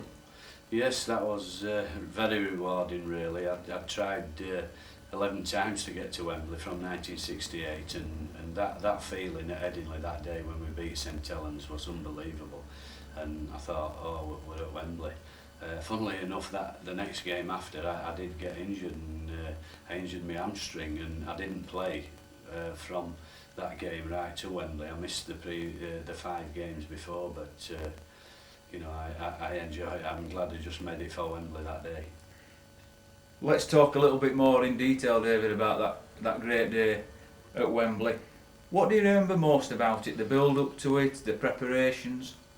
Yeah, we had a marvellous preparation. We went down very early, probably too early if looking back. I think we went down on the Tuesday morning, and the game was on the Saturday. That nowadays they don't go out the Thursday, and we had a wonderful training regime at Windsor, and it was absolutely first class. And there were players like Bill Ashes, Trevor Skirrett, Graham Idle, Keith Smith, Les Shade, with a great side. And really I did fancy us to beat Widnes that day. We just didn't have enough attack. We was a brilliant defensive side, and we just got 1 try, but I felt we should have had more. But obviously we were defeated that day, David, but you did collect the very illustrious Lance Todd Trophy medal? Yes, I did, and I didn't know while after the game, because they didn't. Actually, I saw Gary Connolly this year pick his up, and they actually presented him with straight after the game, and I know how he felt. I mean, if there'd have been a dustbin about, he'd have probably put it in that day. But he now values it, and I went to the Lance Todd reunion dinner that we have, and he more or less apologised to Gary Connolly. That disappointed for not winning the game, as I was. I mean, I'd swap the Lance Todd for a winner's medal that day. So let's move on from that, David. When you received a late call to fly out to Australia as a replacement playing in the 3rd Test, tell us a little bit about that actually happened. Yeah, I'd been on all. I was very disappointed actually. I felt I should have been chosen in the first squad, and was disappointed because, and a lot of the people around, the supporters and probably from other teams and players from other teams say, I don't know how you haven't been picked. Well, luckily it was also my ambition to go on a tour in Australia, and I did get my call up, and John Burke actually, who played at Wembley, got the call up the same time as me, so we both joined them in Australia, and that was a marvellous experience. I caught the last 3 weeks of Australia, and I think it was 5 weeks in New Zealand, so really wonderful experience. Let's move on, David. The 1980-81 season brought a very, very creditable 4th place finish, which was a credit to all the club, really. It was really, with Ray Batten coach, who was smashing fella Ray Batten. We signed Alan Agar and Terry Day and a couple of other signings, but we lost Trevor Skirrett and Graham Idle and Les Shade. And we really played well that season and played a lot of good football, and we was unlucky. It went down to the last game of the season, and if the results had gone our way, we could have won the championship, but unfortunately we lost our last game and Bradford won their last game, so Bradford won the championship that year. But it was a very enjoyable last season for me at Trinity. the David Topless story moves on to another era, really, David, and you soon joined Hull, and albeit sad to say, that's when your glories actually started to come along thick and fast. It did really, and over the years I had numerous offers to join the likes of Leeds. Hull had been after me from about 1978 when they signed Steve Norton. He was like the catalyst of the great Hull side of the early 80s, and it was a thing that it was now or never that I was going to leave Wakefield. It was very sad to leave Wakefield Trinity, but I felt I had to. We was building teams up, and then we always seemed to let the best players go, and I thought, well, I'm not going to win anything with Wakefield at that time, which was very sad. So I actually decided to go to Hull after a lot of soul searching, really, of leaving Wakefield Trinity after 13 years. But you soon made a comeback as in a player-coach role, David, and what made you come back to Wakefield? Yeah, what I'd done, I'd played 4 years at Hull and won nearly every honour there is, and actually regained my Great Britain place where I captained the side against Australia in the 1982 last test.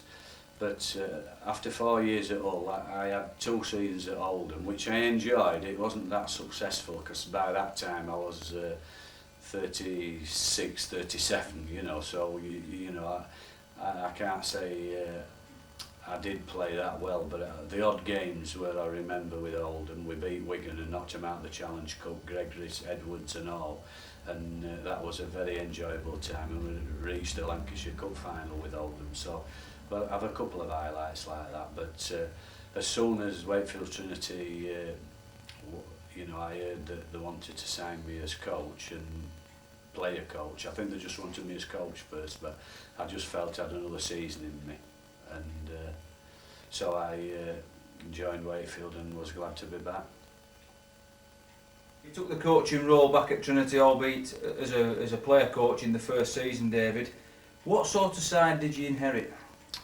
Well, it wasn't that good really. It had just come down to the second division, and there wasn't that many really good players there. Though Nigel Bell was the standout one, but we've got a young Billy Conway and Gary Price, who I know had a lot of potential, and Johnny Thompson.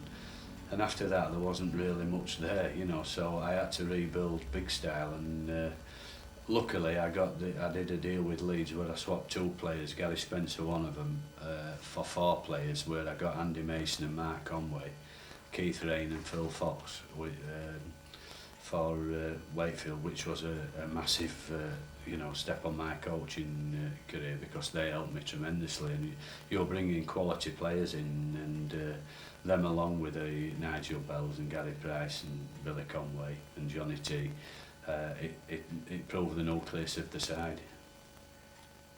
Throughout your illustrious playing career, David, did you have any experiences that perhaps helped you and put you in good stead for your role as a coach? Yes, I think every coach you play under, you learn little, good or bad. You know, there's some you don't get on with, there's some you do, there's some, I always fancied being a coach, and you know, because the latter part of my career, I did always have words with young lads and try to bring them through, like the young Keith Rain. You know, I used to bring him and Kevin Rain outside me and put them in places, and Andy Kelly, the last season I played at Wakefield Trinity, I enjoyed. I'm hoping that Andy thinks I did well for him. You know, he used to come running outside me, did Andy, and he went to OKR and went you know, the season after I left. So we seem to produce players and then have to let them go. The Davis, so at 38 years old, David, you decided to draw the curtain on what had been quite a fantastic playing career. Was that a difficult decision? Not really at 38, you know. I'd had 20 years, good years in the game, and you know, 13 at Wakefield playing, and well, one year as player coach. So I had 14 years as playing with Wakefield Trinity, and 4 with Hull and 2 with Oldham. So, you know, if you can go past 38, I did well to play to 38 anyway. I felt I did. Did you miss it at any time after that, David? I still miss it. I still haven't retired, but nobody wants me these days. So, no, I do miss.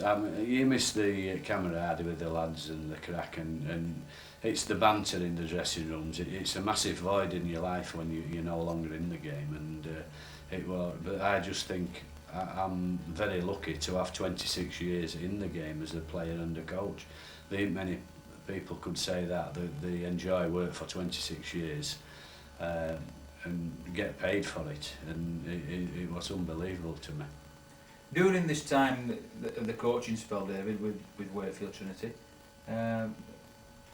you won the Yorkshire Cup final, and also you've touched on with me before about the actual achievement of keeping Wakefield in the top grade. Yeah, I felt we were always working on a tight budget, and I had to look for amateur players and bring them through, you know, and Nigel Wright comes to mind. Henry Paul I saw playing with the junior Kiwis, and he was a massive signing. Henry, I know from the day he came to the club that he was going to be a world-class player, and what a player he was. And we had to, they were like Goddard, you know, the Flynns, and we had to really invest in youth, and I brought him through, and we put them in the first team, and out of the players that I brought up, actually, Wakefield Trinity got about £500,000 for them, you know. So I think that's still the way to go with modern rugby league. You've got to produce your own grown talent. If I were to ask you, David, to name a few other players who you've played alongside and coached, and players who stand out in your memory, not only as characters but for the ability to play rugby league as well, could you name a few? Oh, I haven't got. My first one would be Don Fox. So he was my boyhood hero when I used to watch Featherstone Rovers, as I've said earlier, and he actually made the first try that I scored for Wakefield Trinity, which was live in my memory for ages. But Neil Fox, you've got Harold Point and such as Gary Cooper when I first started, but then great players, Bob Haig I played with at Wakefield Trinity, and then later on Bill Ashurst and Les Sheard and Mick Morgan, who, you know, my mate, and he's still my mate now, is Mick, and we had wonderful times together. As a coach, signing such as Henry Paul and Nigel Wright, great players, you know. I mean, Henry's gone on to rugby union now, but what a player he was, you know. He come in Wakefield Trinity at 19 and probably kept us up the last season that I was at Wakefield. But I remember we played Wigan once, and it was away, and we beat Wigan at Wigan, and Wigan signed him the week after. He probably beat them on his own, did Henry, and he had a fantastic game. He was always destined for glory, was Henry. You've had a very illustrious career, David. Is there anything perhaps you'd change on that? Have you got any regrets? No, you can't have regrets, I don't think, you know, but sometimes I wonder, and I always have a dream, you know, that Leeds come in for me a couple of times in the early 70s when I was 21, 22, 23, and they had a back line you'd die for with, you know, like such as Les Dill and Sid Hines, John Atkinson, Alan Smith, and it was absolutely, it had been lovely, and John Holmes was full back. It had been lovely to play with that calibre of player at so young an age, and I feel I would have had more test caps, but I've no regrets for signing for Wakefield Trinity and playing with them 13 years and actually did 20 years at the club, you know, because I feel it's my club, even though I won more honours at Hull, you know, and lifted the Challenge Cup there, which I'd have loved to have done that with Wakefield Trinity. We did get to Wembley, and that'll always live in my memory. Well, thanks very much for talking to us today, David. It's been a pleasure to have met you, and all the best for the future. Thank you very much. Rooney will put one through. There it is. Let's give it a try. Yes! Great start for Wakefield Trinity. Death ball kick there from Jamie Rooney. That one, Long will put one through. Dummy and go. Come on, get there, Wellesley. Oh, great work. Held up. Change over on the 10. Great work, boys. Well, that's debatable. Good work. Oh, well, that one wasn't. That one wasn't. I think you'll see, Renchie wants to have a go at Big Barry Ward. Renchie might have took his cream cake for lunch, I don't know. But Baz is not happy. So Jamie Rooney this time gives it to Ben Jeffries. Jeffries throws a brilliant pass. Gareth Ellis! Come on, Gareth! Into Rooney! It's try time for Wakefield to the Wildcats. Get him in, boys! And that's a brilliant try by Jamie Rooney! Rooney! But what a ball by Jeffries! What a take by Ellis! What a pass by Ellis! What a try by Rooney! Quick ball by Wakefield. Oh, dummy by Renshie! Over to Matty Ray! Matty kicks forward! And could it be another try? Oh, it's a good defensive run by Sean Long. Oh, what a kick forward by Matty Ray. Go in. Sean Long, quick one. Oh, that's a Matty Ray. Go on, Matty. Well played, Matty Ray. Brilliant work there by Ray. Rooney again onto Corky. Oh, look at Corky go. And that's a good break by Corky. And that's good to see. Griffin. Oh, and Corky's going in hard.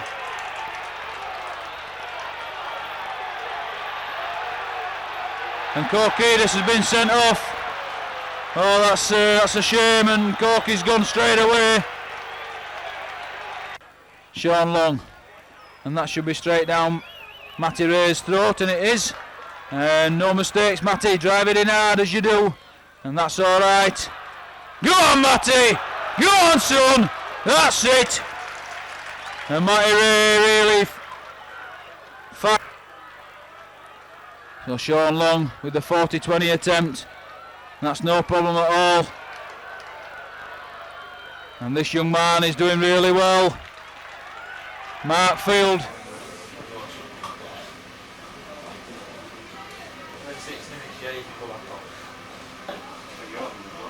Next game though, Lottie, bit of that, we mustn't forget, it's that where if it's healed, it's fine, but it's still new tissue.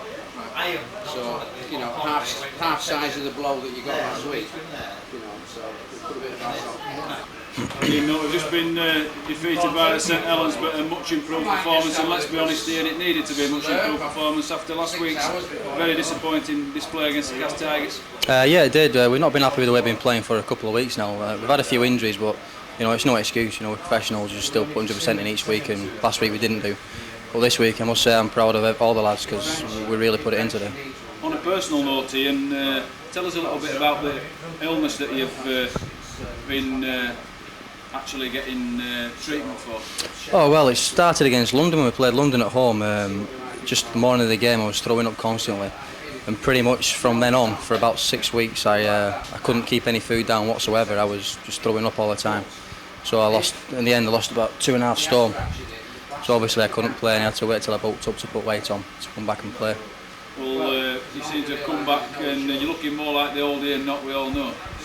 Yeah, I'm feeling pretty good at the moment. You know, perhaps I've not put all my weight on, which might be a better thing for me. You know, because I do feel a bit more mobile. So yeah, it's good. So let's talk positive. Then we go into next week's game. It's a must-win game. Every game's a must-win, but next week's is a really, really big must-win. I guess so. No more than Saints is. Saints was a must-win game. I think all the games we've got a must-win, and Halifax have already come out and said they see us as 4 points because they play us twice to see us as 2 wins. So they put the pressure on themselves straight up. You know, we're going there. We're already talking about the game already, and sure we want to go there and win, but you know we want the 2 points. But we want the 2 points the week after as well, and the week after that. You must be just getting back to today's game again, Adrian. You must be proud the way your forwards worked for you as well. I thought that Daryl Griffin and Dave Wrench were outstanding. Yeah, I thought they were. I thought Corky, his runs were outstanding as well. I thought Noddy just really worked hard, as did Phil. You know, the whole lot of them, they really worked hard, and that's all you can ask. You ask your forwards to do the job and stand up and be counted, and and take everything that Saints throw at them. That's what they did. Well, let's finish with the $1 million question then, Adrian. How come we can play like that some weeks and some weeks it's missing? I just think sometimes you need a little bit of youth in your side to lift the players, and the thing is they had enthusiasm, and the good thing about it, the blokes who are already in the team out enthused them. That's what you want. You want the the young fellas pushing the old fellas, and I think what we need is all our players back to just get that get the push and make blokes step up another level. On the injury front, how's it looking both personally yourself and one or two members missing today, notably Dallas Hood as well? Yeah, Dallas is going to be a little while out with a broken rib. Snitchy will be back hopefully for Snitchy will be back for Halifax, and hopefully I will be too. We've got you on standby, Steve, and we need you on a strict training program for this week, so no alcohol and no chips. Okay, mate. Victory over Halifax saw the Wildcats climb to 8th in the table, but a mid-season form slump and this inconsistency which has dogged us all year saw us go down the table. An opportunity at Halifax away at the Shea was what we needed to get our season back on track. Night. Ben Jeffries with the kick down park. Maybe a little bit too strong, or is it? But it hangs in well. What a kick. It's a beautiful kick by Jeffries. Is the chase as good? And it is! Gareth Ellis, bang! Out tonight. And that ball's going straight in there. So Jamie Rooney makes no mistake. On to Snitchy, on to Rooney. Try time for Jamie! Rooney! Rooney goes over! It's try time for Wakefield Trinity Wildcats through Jamie Rooney. And it's a lovely, well-worked try there. And Rooney goes round the Wildcat faithful. And Jamie Rooney will do them all night. Jeffries will go through the gap. It's got to be in. Jeffries is in. Ben Jeffries. And that one's, I'm sure, dedicated to Rebecca Malinder, who's 13 on the 9th of August, and her favourite player is Ben Jeffries. And Ben went up to Rebecca before the game and gave her a card and a kiss and made her day, so I'm sure he'll dedicate that one to Rebecca Malinder. And Ben Jeffries goes in for the try over there. Is he going to get it? Oh, what a kick there! And Jamie Rooney. That's a brilliant kick there by that man Rooney. On Wells. Rooney.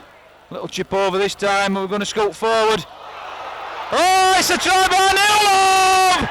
It's another try for Wakefield. Head the ball. And Ronnie Lawton signals a try. And all sorts of calamity. And the Halifax defence still looking for the first try of the game. And first try in this second half will be vitally important. And what's the decision there? A knock on and a big tackle there by Dave March. A big effort by March. Oh, what's he doing? Oh, spit the dummy out, mate. And March just laughs at him alongside Wrench. We've seen it all before through Andy Hobson. But that's a big challenge on Hobson by Griffey. That's good work by Darryl Griffin there on Hobson to be taken off. So Rooney, he's got the two. Jamie Rooney again. Couple of steps back and bam. And Wakefield through Bad Davis on the far side there. Ian Knott is in. And is in, not scored. And the referee's going to take his time and consult the touch judge. And is it a try? It's a try for Ian Knott. And that's great to see. And Ian Knott scores for the Wildcats. Oh, it is at the moment. Rooney on the far touchline. Well, he's certainly got his kicking boots on. Can he convert that one? Oh, and he does, and Rooney is absolutely on fire this evening.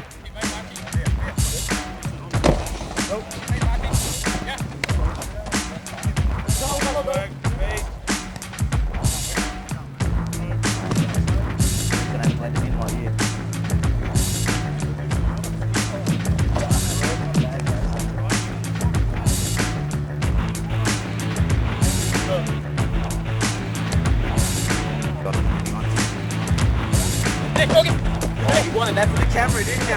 Oh, what a legend! But I'm putting it before. Look at the strap here. Put the arms out. Put the carpets back under.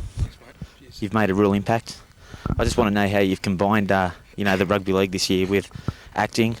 You've been to a few movie premieres, and I think the Hulk's done really well. And you've been a star of the show. How have you combined it? I don't know, mate. It's a bit hard, but we fit it in with our tight schedule. Vaz helped out on us, so I don't know where they got the Hulk from, but got the part, and I'll stick with the part. Mate, did they have to use much makeup to get that big green giant, with your face? Because it's a great image, and you really look the part this year. I don't have to use very much makeup. If you have a look at me, you can see I don't need that much makeup. Come on. Matty Sears. Just a quick word, Matty. Again, another Australian that's come over this year.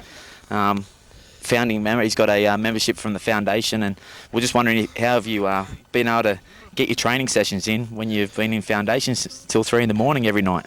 Mate, well, I got information off you and got told how to manage it when I come over. That's not true, mate. I don't go out, but we've heard you're at, the Buzz and the foundation. Can I ask you a question, mate? Did you brush your teeth this morning or what? No, you can't ask, mate. I'm in charge of the mic, but that's fine. But seriously, All right. you've had a great year. You've played about 3 games, and you've been out since 3 every morning, so it's been a special year for you. Yeah, it's been a special year, thanks, mate. And, geez, mate, you still drunk now? Yeah, mate, yeah. All right. No, this is Daryl. He's signed from, where were you? London? Harlequins. Okay, Daryl's had a great year. You live a lot of birds in your area, mate, I hear. Yeah, a fair few birds. A lot of birds because, mate, that bird shit that's on your head, you haven't been able to get that off because there's been a lot of birds been pooing on Daryl's head, and every morning he comes with it, but you can't get rid of it. That's the problem, mate. Just can't find the shampoo these days. Get rid of it. Remember, this is Here we have family video. Johnny Wells, Hello. one of our outcasts from Cass. Obviously, how does it feel to be in the club, the only bloke that drives a BMW? Oh yeah, I have had a few sticks about that, but thankfully I've sold it now. Yep, so I'll be in a second-hand Focus as of Saturday, so I'll fit in. And also, how do you feel after a game? Because obviously being on the wing, you do a lot of work, a lot of tackling, a lot of running. Like, after the game, are you physically and mentally exhausted and you just can't do anything? Well, the wing is a very much maligned position. We do a hell of a lot more work. We do a lot of work behind the scenes, much like the second rowers. Yeah, I'm very, very physically tired after I finish a game. Good answer. Now, can we just, to finish off, can we see your tattoo? Yeah. This is Johnny. He's actually a beer mat. So he rests his arm on the bar like this, and people put their beer on it. So I think it's magnificent. Thank you, John. Bye-bye. We've got an extra, actually. Another question. Brad Davis here, John. Are you an eyeliner? No, mate, I'm not. But, John, this is our time. So just accept it. This is our time. Now, we've had a massive injury list this year. And the rumour going around the training ground is that every time you've turned, and if you turn side on, the camera will pick up the nose has caused a lot of injuries, and there's been the guys aren't happy, There's been a lot of lacerations. Go on, Wellesley! Just like to introduce Jesus. It's been great to have you around. You can walk on water, turn water into wine. You can do a lot of things. You've had a great year. Well, it's not so bad when you can do these kind of things. I thought I'd give everybody a boost by, just being the Lord and coming back into the team. Corky especially enjoys all the Christianity and stuff like that, so it's all right. We test his powers. This fella here can't see. Test, wait, can you just, John Wells here can't see today, the light's gone. Can you just test your powers and make him see? I'll use it, I'll lay my hands on it. Because he probably knows.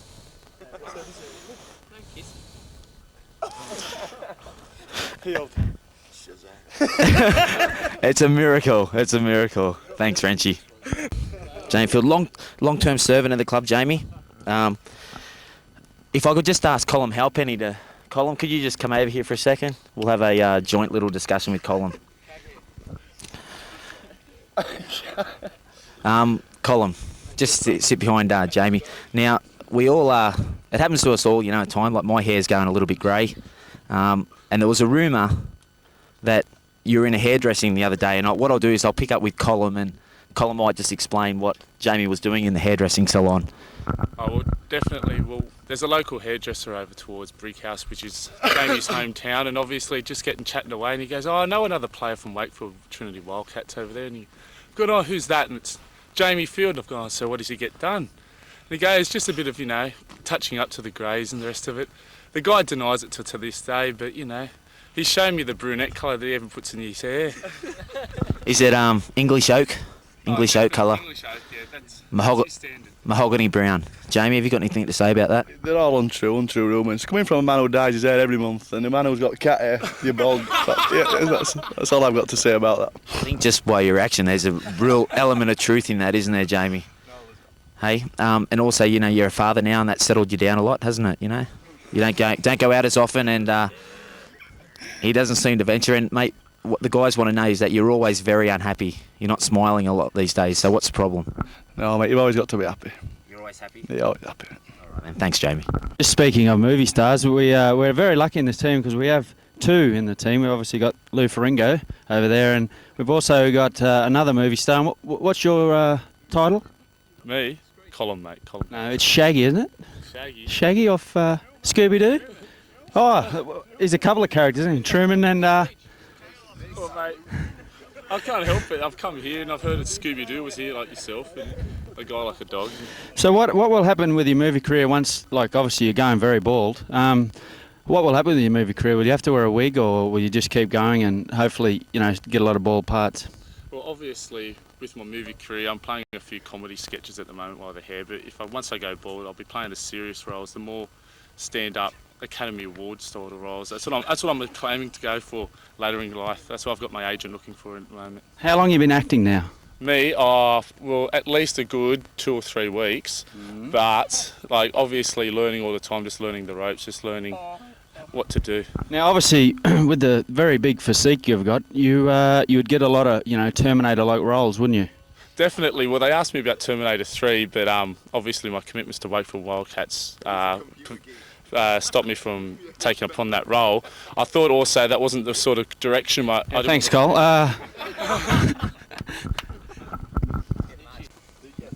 Here we have our hooker, David March. Now, as you can see, a very, very hairy man. Now, there are a lot of rumours going around, Marchie, that a lot of people think you don't shave, but we've heard rumours that you do shave, but it's around here. Is it true? Yeah, I put my glasses on and shave around my glasses. You're only jealous because you've got no way you're saying. Here we have a very special guest of ours, all the way from Milan, straight from the catwalk, straight from his George Armani catwalk do, Troy Slattery. Yeah, g'day mate, how are you? Mate, now is it true, take your hat off. The boys give you about your hair all year, you know, is it true it's a wig or? No, it's not a wig, it's pure hair, look, you can feel it. It's a toupee, is it? Alright, fair enough. I like to look good in that, you know, it's nothing wrong with that. And how's your shoulder going, Troy? Yeah, it's good. I'll be back playing soon. Back playing? Yeah. About time we've seen you back. I think I'll play many more games here this year. Yeah, you have. I've scored plenty more tries than you too. About time you got on the board. How you going, mate? I'm alright, mate, yeah. It's good to be here. Yeah. Established yourself as a first grade player this year. Yeah. Probably one of our more intelligent members of the squad, Stephen. He's from that beautiful coastal resort town of Hull. It's perfect for holidays and stuff like that. Hang around with the Leeds players. Come here, Gareth. This is our current captain at the moment, Gareth Ellis, while Adrian Vowes is injured. Gareth, representative honours this year. You're a great dancer when we're out. And a lot of people are saying that you're reminiscent of Justin Timberlake. In what areas would you say, Gaz? Yeah, I've heard it a few times off a few people. You know, a bit of everything. I think I've got a bit of everything from him. You know, the moves, the looks and that.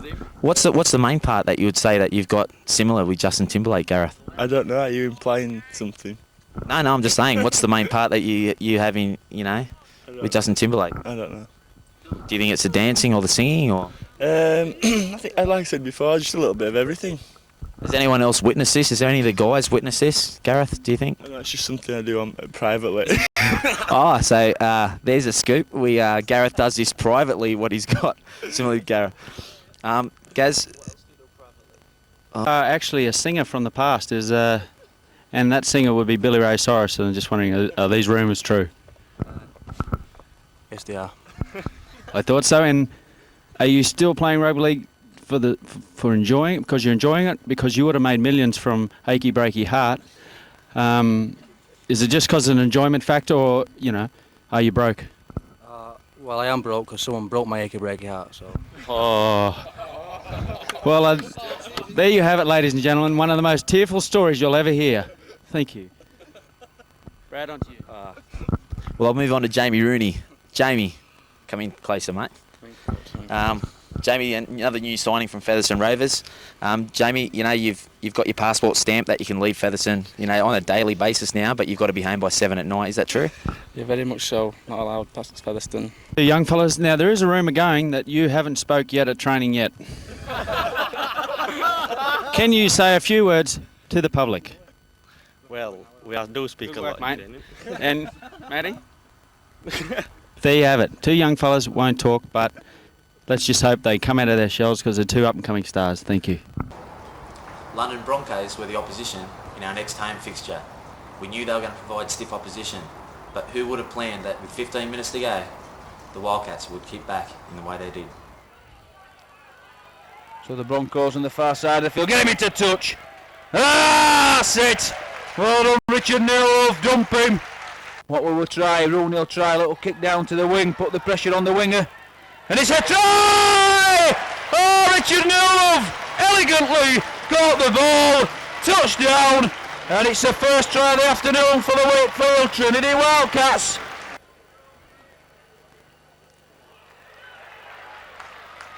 Oh, 100% by Jamie Rooney. And how's that for you? That's the best type of kicking you'll ever see, and Rooney not one to dwell on the ball at all. And Darryl Griffin making a big challenge there on 5 minutes of the second half.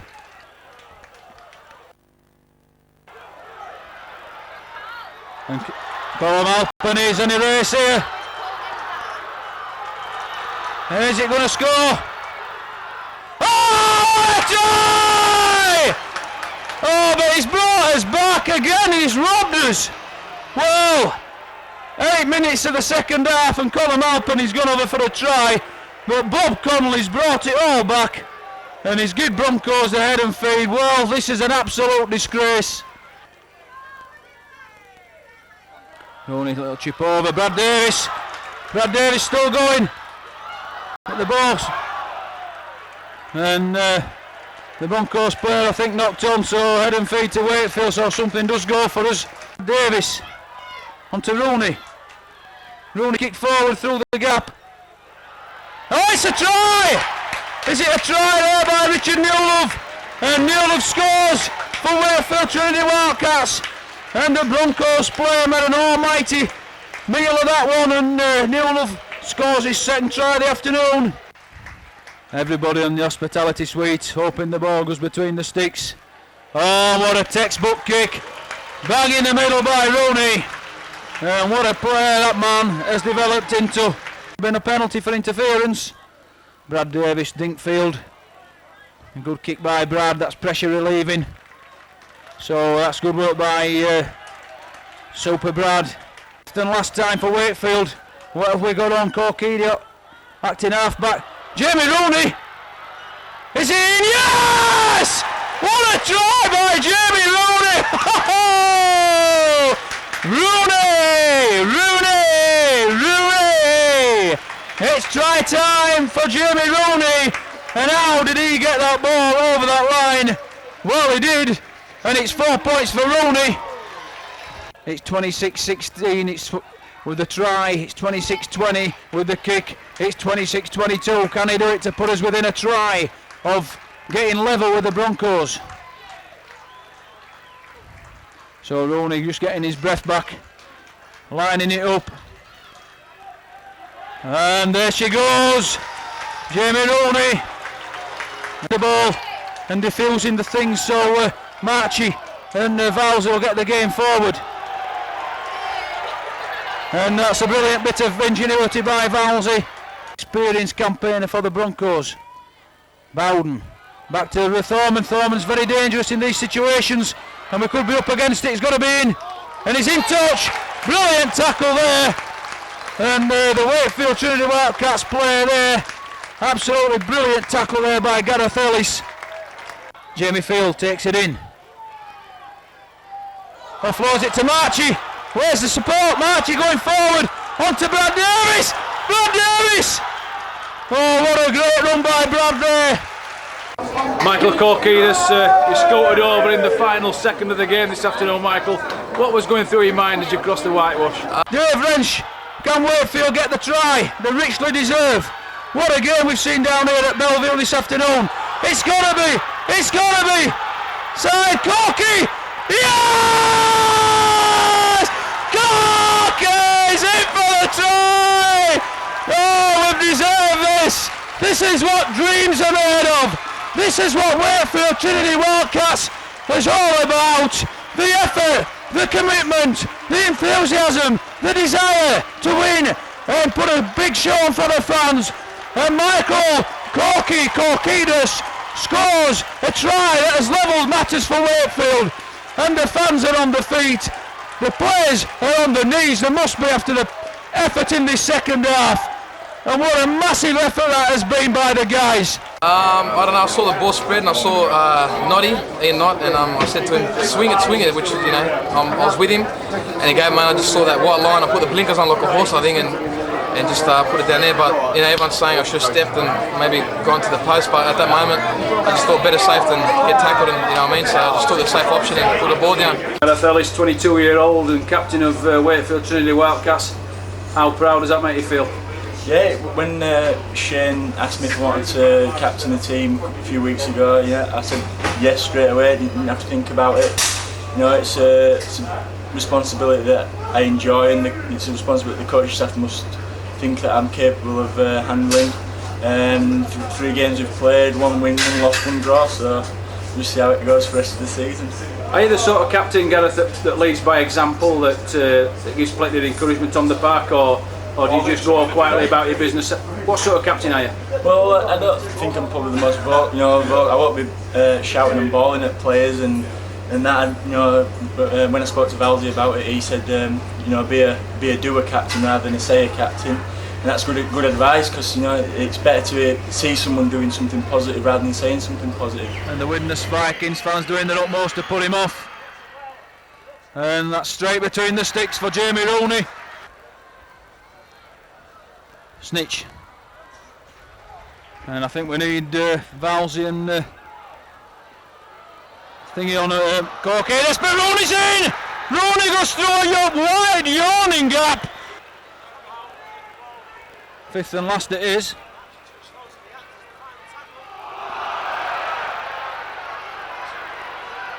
So Brad Davis is going forward for the Wildcats. And in here. Oh, it's an early try. Field has scored for Wakefield Wildcats. And young Mark Field scores his first try for the senior team for Wakefield. And just looking at the 4th official up here on the gantry, he's just shaking his head in disbelief, so there can't be much connection between them two. And David Wrench's throw, is it a try? It's a try for Wakefield through Jamie Rooney. Short ball to Gareth Ellis, but Ellis keeps hold of the ball. That's 5th and last. What will the Wildcats do? Little dink. Oh, back to Jonah Rooney. It's bounced. Hat-trick time for Jamie Rooney. And he's enjoying that one, he's Rooney. And that's a fantastic hat-trick by Jamie Rooney. And the Wildcats have come from nowhere to come back into the game. This is good by the Wildcats. This is the pressure we want to see. Ben Jeffries. Ben Jeffries! How's that one for you? And Ben likes that. And Ben Jeffries, a very, very gifted halfback. And Ben is starting to repay the faith that Wakefield have shown in him this season. So can the Wildcats get the next try? Ben Jeffries again. Short ball! Dallas Hood! Bang! Try time for Dallas Hood. And Tiger Hamforth congratulates Dallas on a superb try. But the inside ball from Mr. Majestic Ben Jeffries did all the damage. He took the defence on. He saw Dallas Hood on his right shoulder. And Dallas was there to score Wakefield Wildcats' second try of the evening. So Tiger Hamforth makes no mistake to come away with a 2-pointer here from the McAlpine. We certainly owe the Giants one. Hamforth doesn't miss them. Marchie gives it, we've got to tackle him, Colin. Oh, it's football out anyway. So big raps there for Colin Alpenny. Late August, we had the visit of Hull FC. A side pushing for the top 6, we were the rank outsiders, but what followed was probably arguably our best performance of the year. King, a Great Britain international, that's good tackling. Certainly Sylvan Hull certainly gets in the thick of things. He'll be looking for a full-time contract. Is he in touch? He is, he's in touch. And that's good aggressive tackling by the Wildcats. And what we'd give for a similar merger and the injection of money here at Wakefield. Ben Jeffries, great kick by Jeffries, is it going to go in? It is. Beautiful kick, will that be a 40-20 by Ben Jeffries? And it is. Afraid to go in, this is what we like to see. Jeffries, it's ball to Matty Ray, Matty Ray's going for the line, he's tackled, offloads to Jeffries, to Darryl Griffin, to Corkinas. Cork is in! Michael Corkinas scores for Wakefield Wildcats.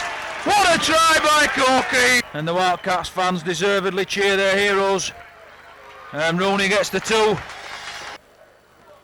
Corkinas. And off he goes again, and Corky's having a stormer. Straight down the middle. Rooney to Hood. Hood offloads to Hulls. Hulls is coming forward. Takes the tackle. Sylvan Hulls. Oh, Renshie! Yes! What a try! Oh, David Wrench goes over the line. Sylvan Hulls came forward, and Wakefield have scored another one. Good tackle by Ray. And Ryan are well tackled, and we're up for this one now. Marchie again, leading by example, the captain. Jeffries with a short ball to Hood. Hood looking for the offload, where's the support? It was there. Jeffries kicks. Oh, Marchie moved off the ball then. Well, he's looking for the big screen, and I can't show that to you for technical reasons. Not only technical reasons, copyright reasons, and that was a blatant nudge there off the ball. And March is not well at all. Penalty try is given, and that's the first one I've seen. And Jason Smith's been sent to the sin bin for 10 minutes, and so he should be. So, well, what a game we've got here. Rooney no problem whatsoever, and it's 18-6 to the Wildcats. Who's giving a little bit too much time really to pick his spot. John Wells underneath it, takes it really well. And Wells, he finds the... Oh, Wells is on his way, brilliant work by John Wells. Tiger Amforth scoots down the field. Amforth, has he got the support? Sylvan Hulls for Wakefield Wildcats. It's going to be in, is he? Yeah!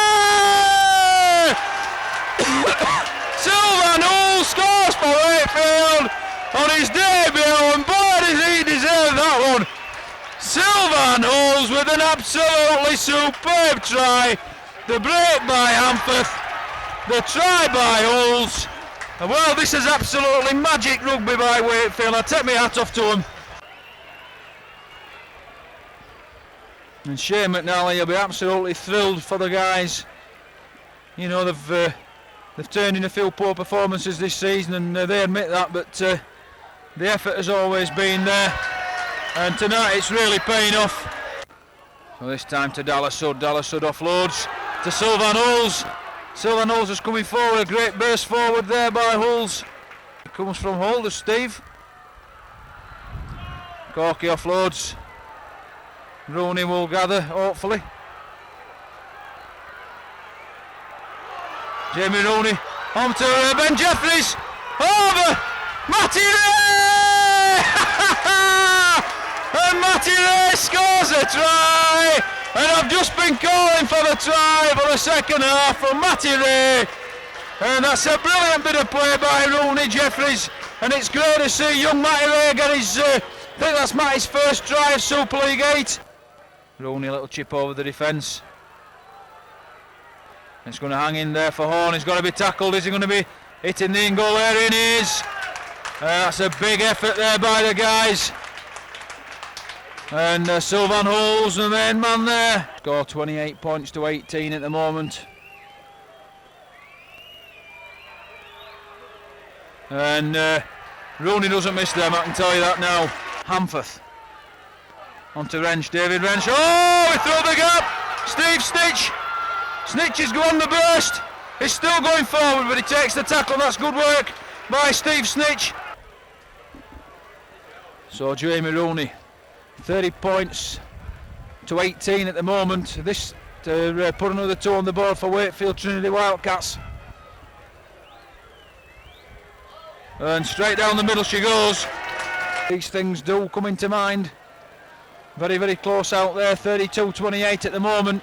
15 minutes left in tonight's game. The Wildcats in the lead. Rooney with the penalty to put 6 points between Wakefield and Hull. And Rooney kicks it. Hull, they'll certainly pencil this game in as a definite win. And it's a knock on by King. And what a big hit there by Steve Snitch. Hull, 5th and last. Ball down here, player could be well taken there. Good take by Neil Love. And it was knees in the back again. The game. The evening just drawing to a close, the floodlights on. Last scene of the last of the sun. One down, Rooney's kicked to. Oh, what a drop goal by Rooney! Oh, yeah! Whoa! Jamie Rooney kicks an absolute peach, and no one's expecting that. David March, we've just had a great victory against Hull FC, and we totally outplayed them. Yeah, I didn't see very much of first half, but lads dug in and we've outplayed them and we come up with a victory. You conceded a try in the first couple of minutes, Dave. Hull were very strong favourites coming into this game. You must have thought the writing's on the wall, maybe?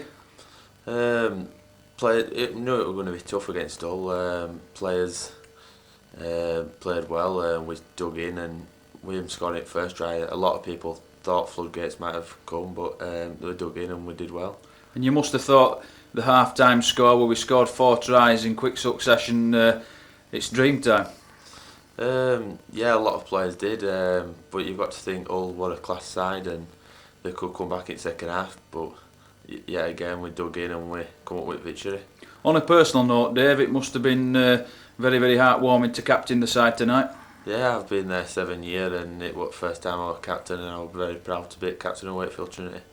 Did you say anything to the players beforehand, or did anybody say anything to you, maybe Valsey or anything, any advice? Not really, I just got on with my own preparation like I do every week and I just got down to doing what I do best.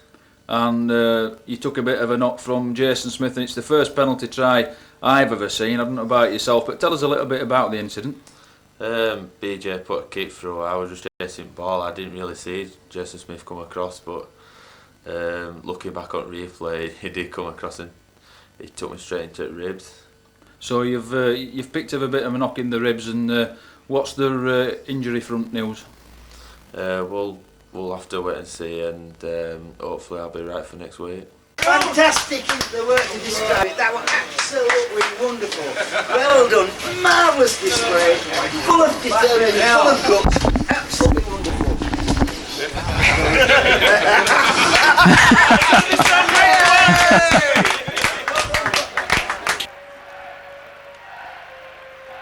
Good afternoon, a very warm welcome to Griffin Park, the home of the London Broncos, where today the Wakefield Trinity Wildcats have hit the capital, followed by the legions of fans that's come down the M1, all dressed in 1940s army fancy dress.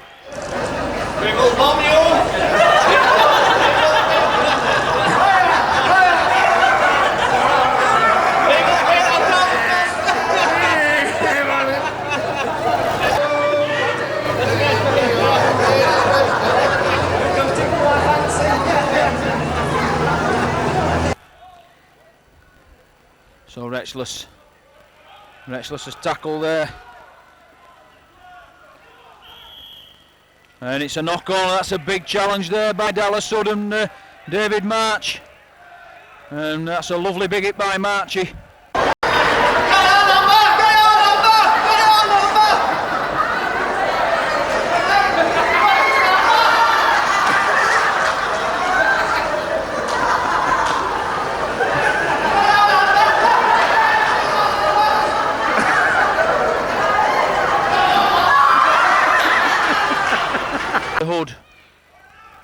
Hood tackled aggressively. March onto Jeffries. Ben Jeffries, will he cut inside? Ben Ben Jeffries, over he goes, and Jeffries has scored for Wildcats. And Ben Jeffries, I was looking for the cut-in, and he duly obliged. He darted in the Broncos' defence, and down he goes, Ben Jeffries, well done.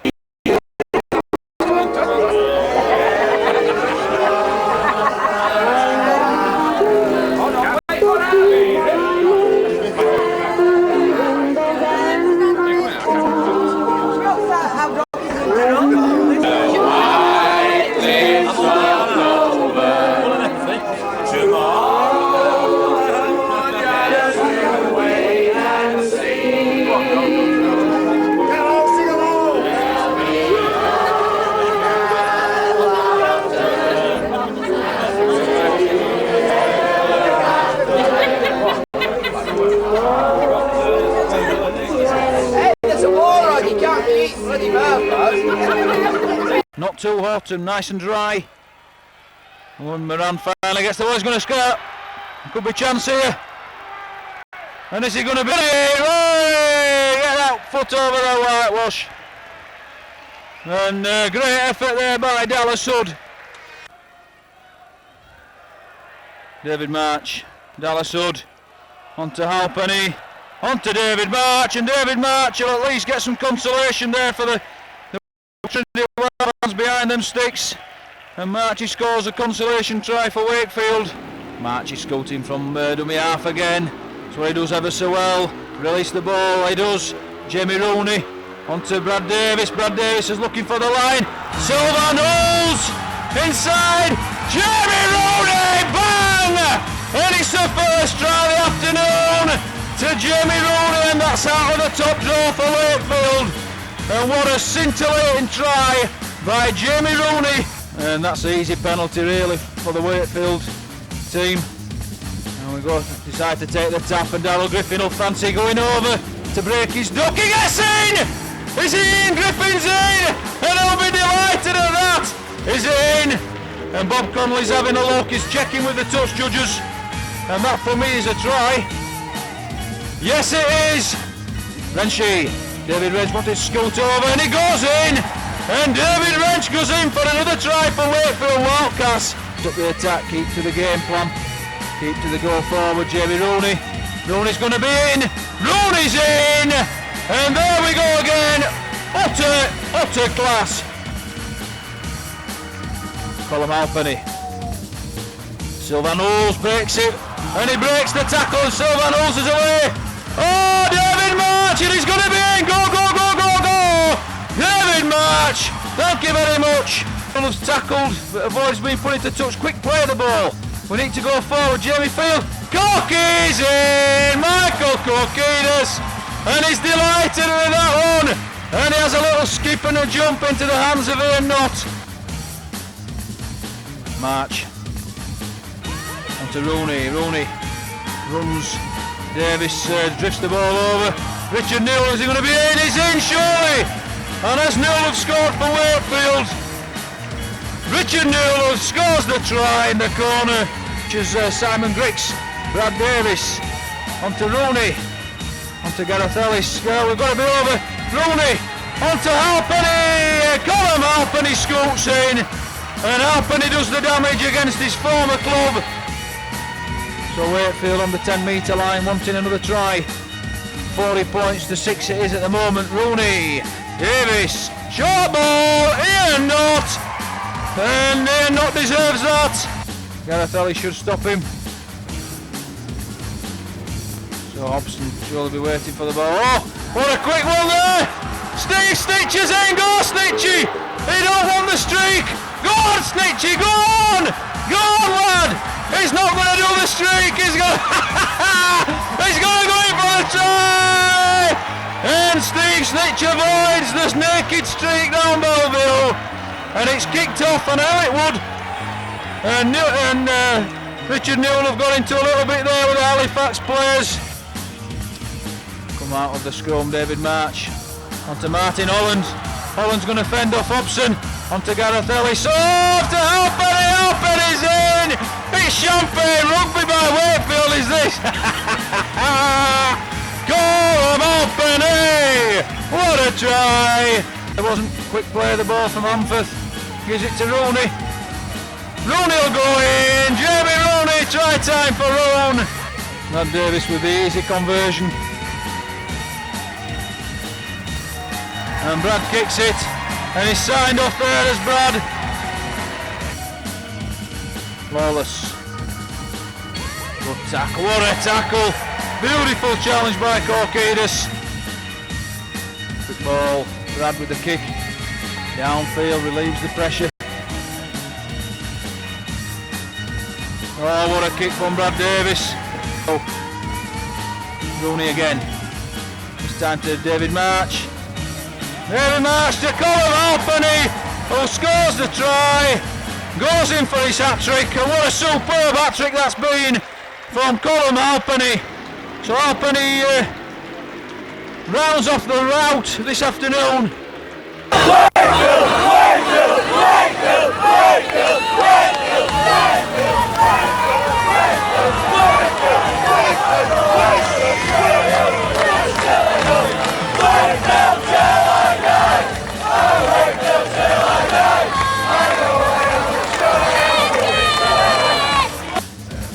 I want to thank you all, because you've been a great bunch of blokes, and I can't have a better send-off than the one I've just got today, and it's not because of any other reason than you guys out there just put in performance that was just unbelievable. And I hope you all are ambitious in the footy, and I hope you all go on to bigger and better things, because you all have the ability to. And all I'd say, I think you are friends for life. I respect every one of you. And I hope you go on to bigger and better things, and all the best in the future, okay, fellas?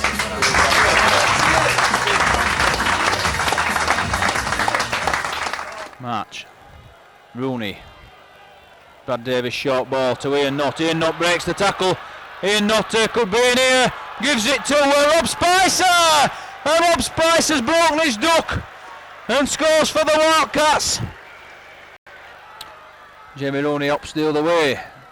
Ian Knott straightens up, still looking for the line, but Warrington Wolves are determined not to concede another try.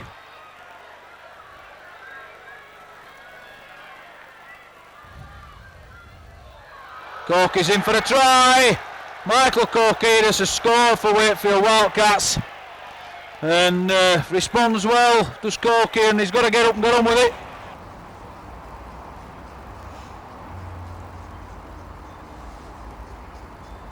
Well, that's it for Super League 8.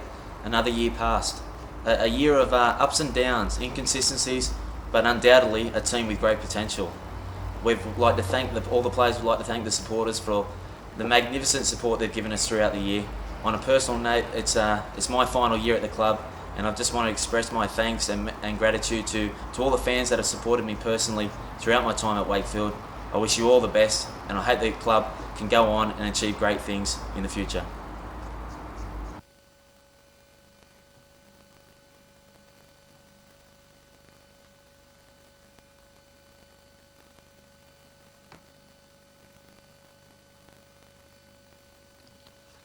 David March, Wakefield Trinity Wildcats, 2003 Man of Steel, Players Player of the Year, Supporters Player of the Year, Wakefield Express, Best and Fairest Player of the Year, and the Website Player of the Year.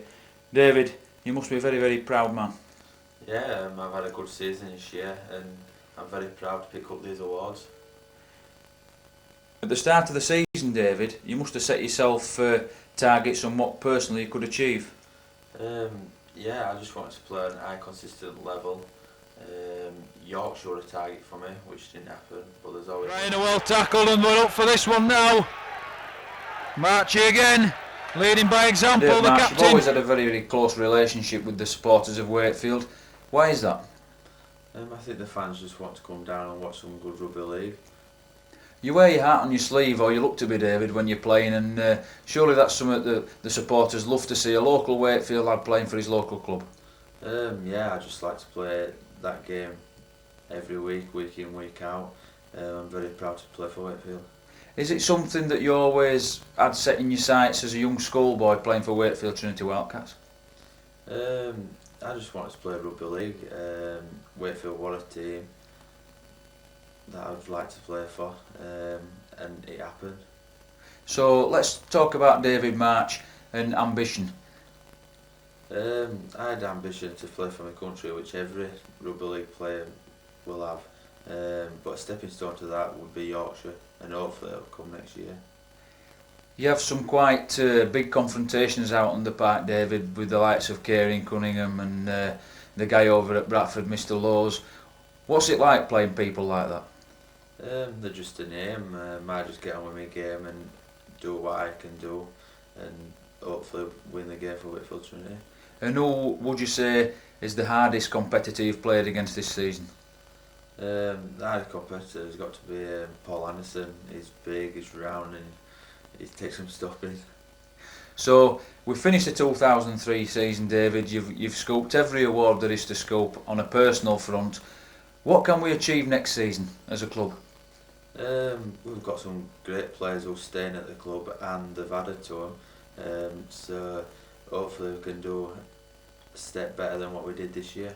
And you must be delighted with one or two appointments the club have made as well, and we seem to be going in the right direction, which is a great move forward, not only for the club but for the fans as well. It is. It's great that Shane's staying next year, and we've signed some top players, so next year hopefully we'll be in the right direction. And the only thing we're short of there is perhaps a Challenge Cup winners medal, perhaps? Everybody likes to win a Challenge Cup medal, but things happen in time, and hopefully we'll have a team next year that we can do that. And any message to the fans, David, on your awards? It's you've won the whole sackful this season, but surely the supporters one must be the top of the bunch, really. And any message to the Wildcat faithful? Yeah, I'd like to thank everybody who voted for me, and hope to see you all down there next year. I wait for till I die. I know I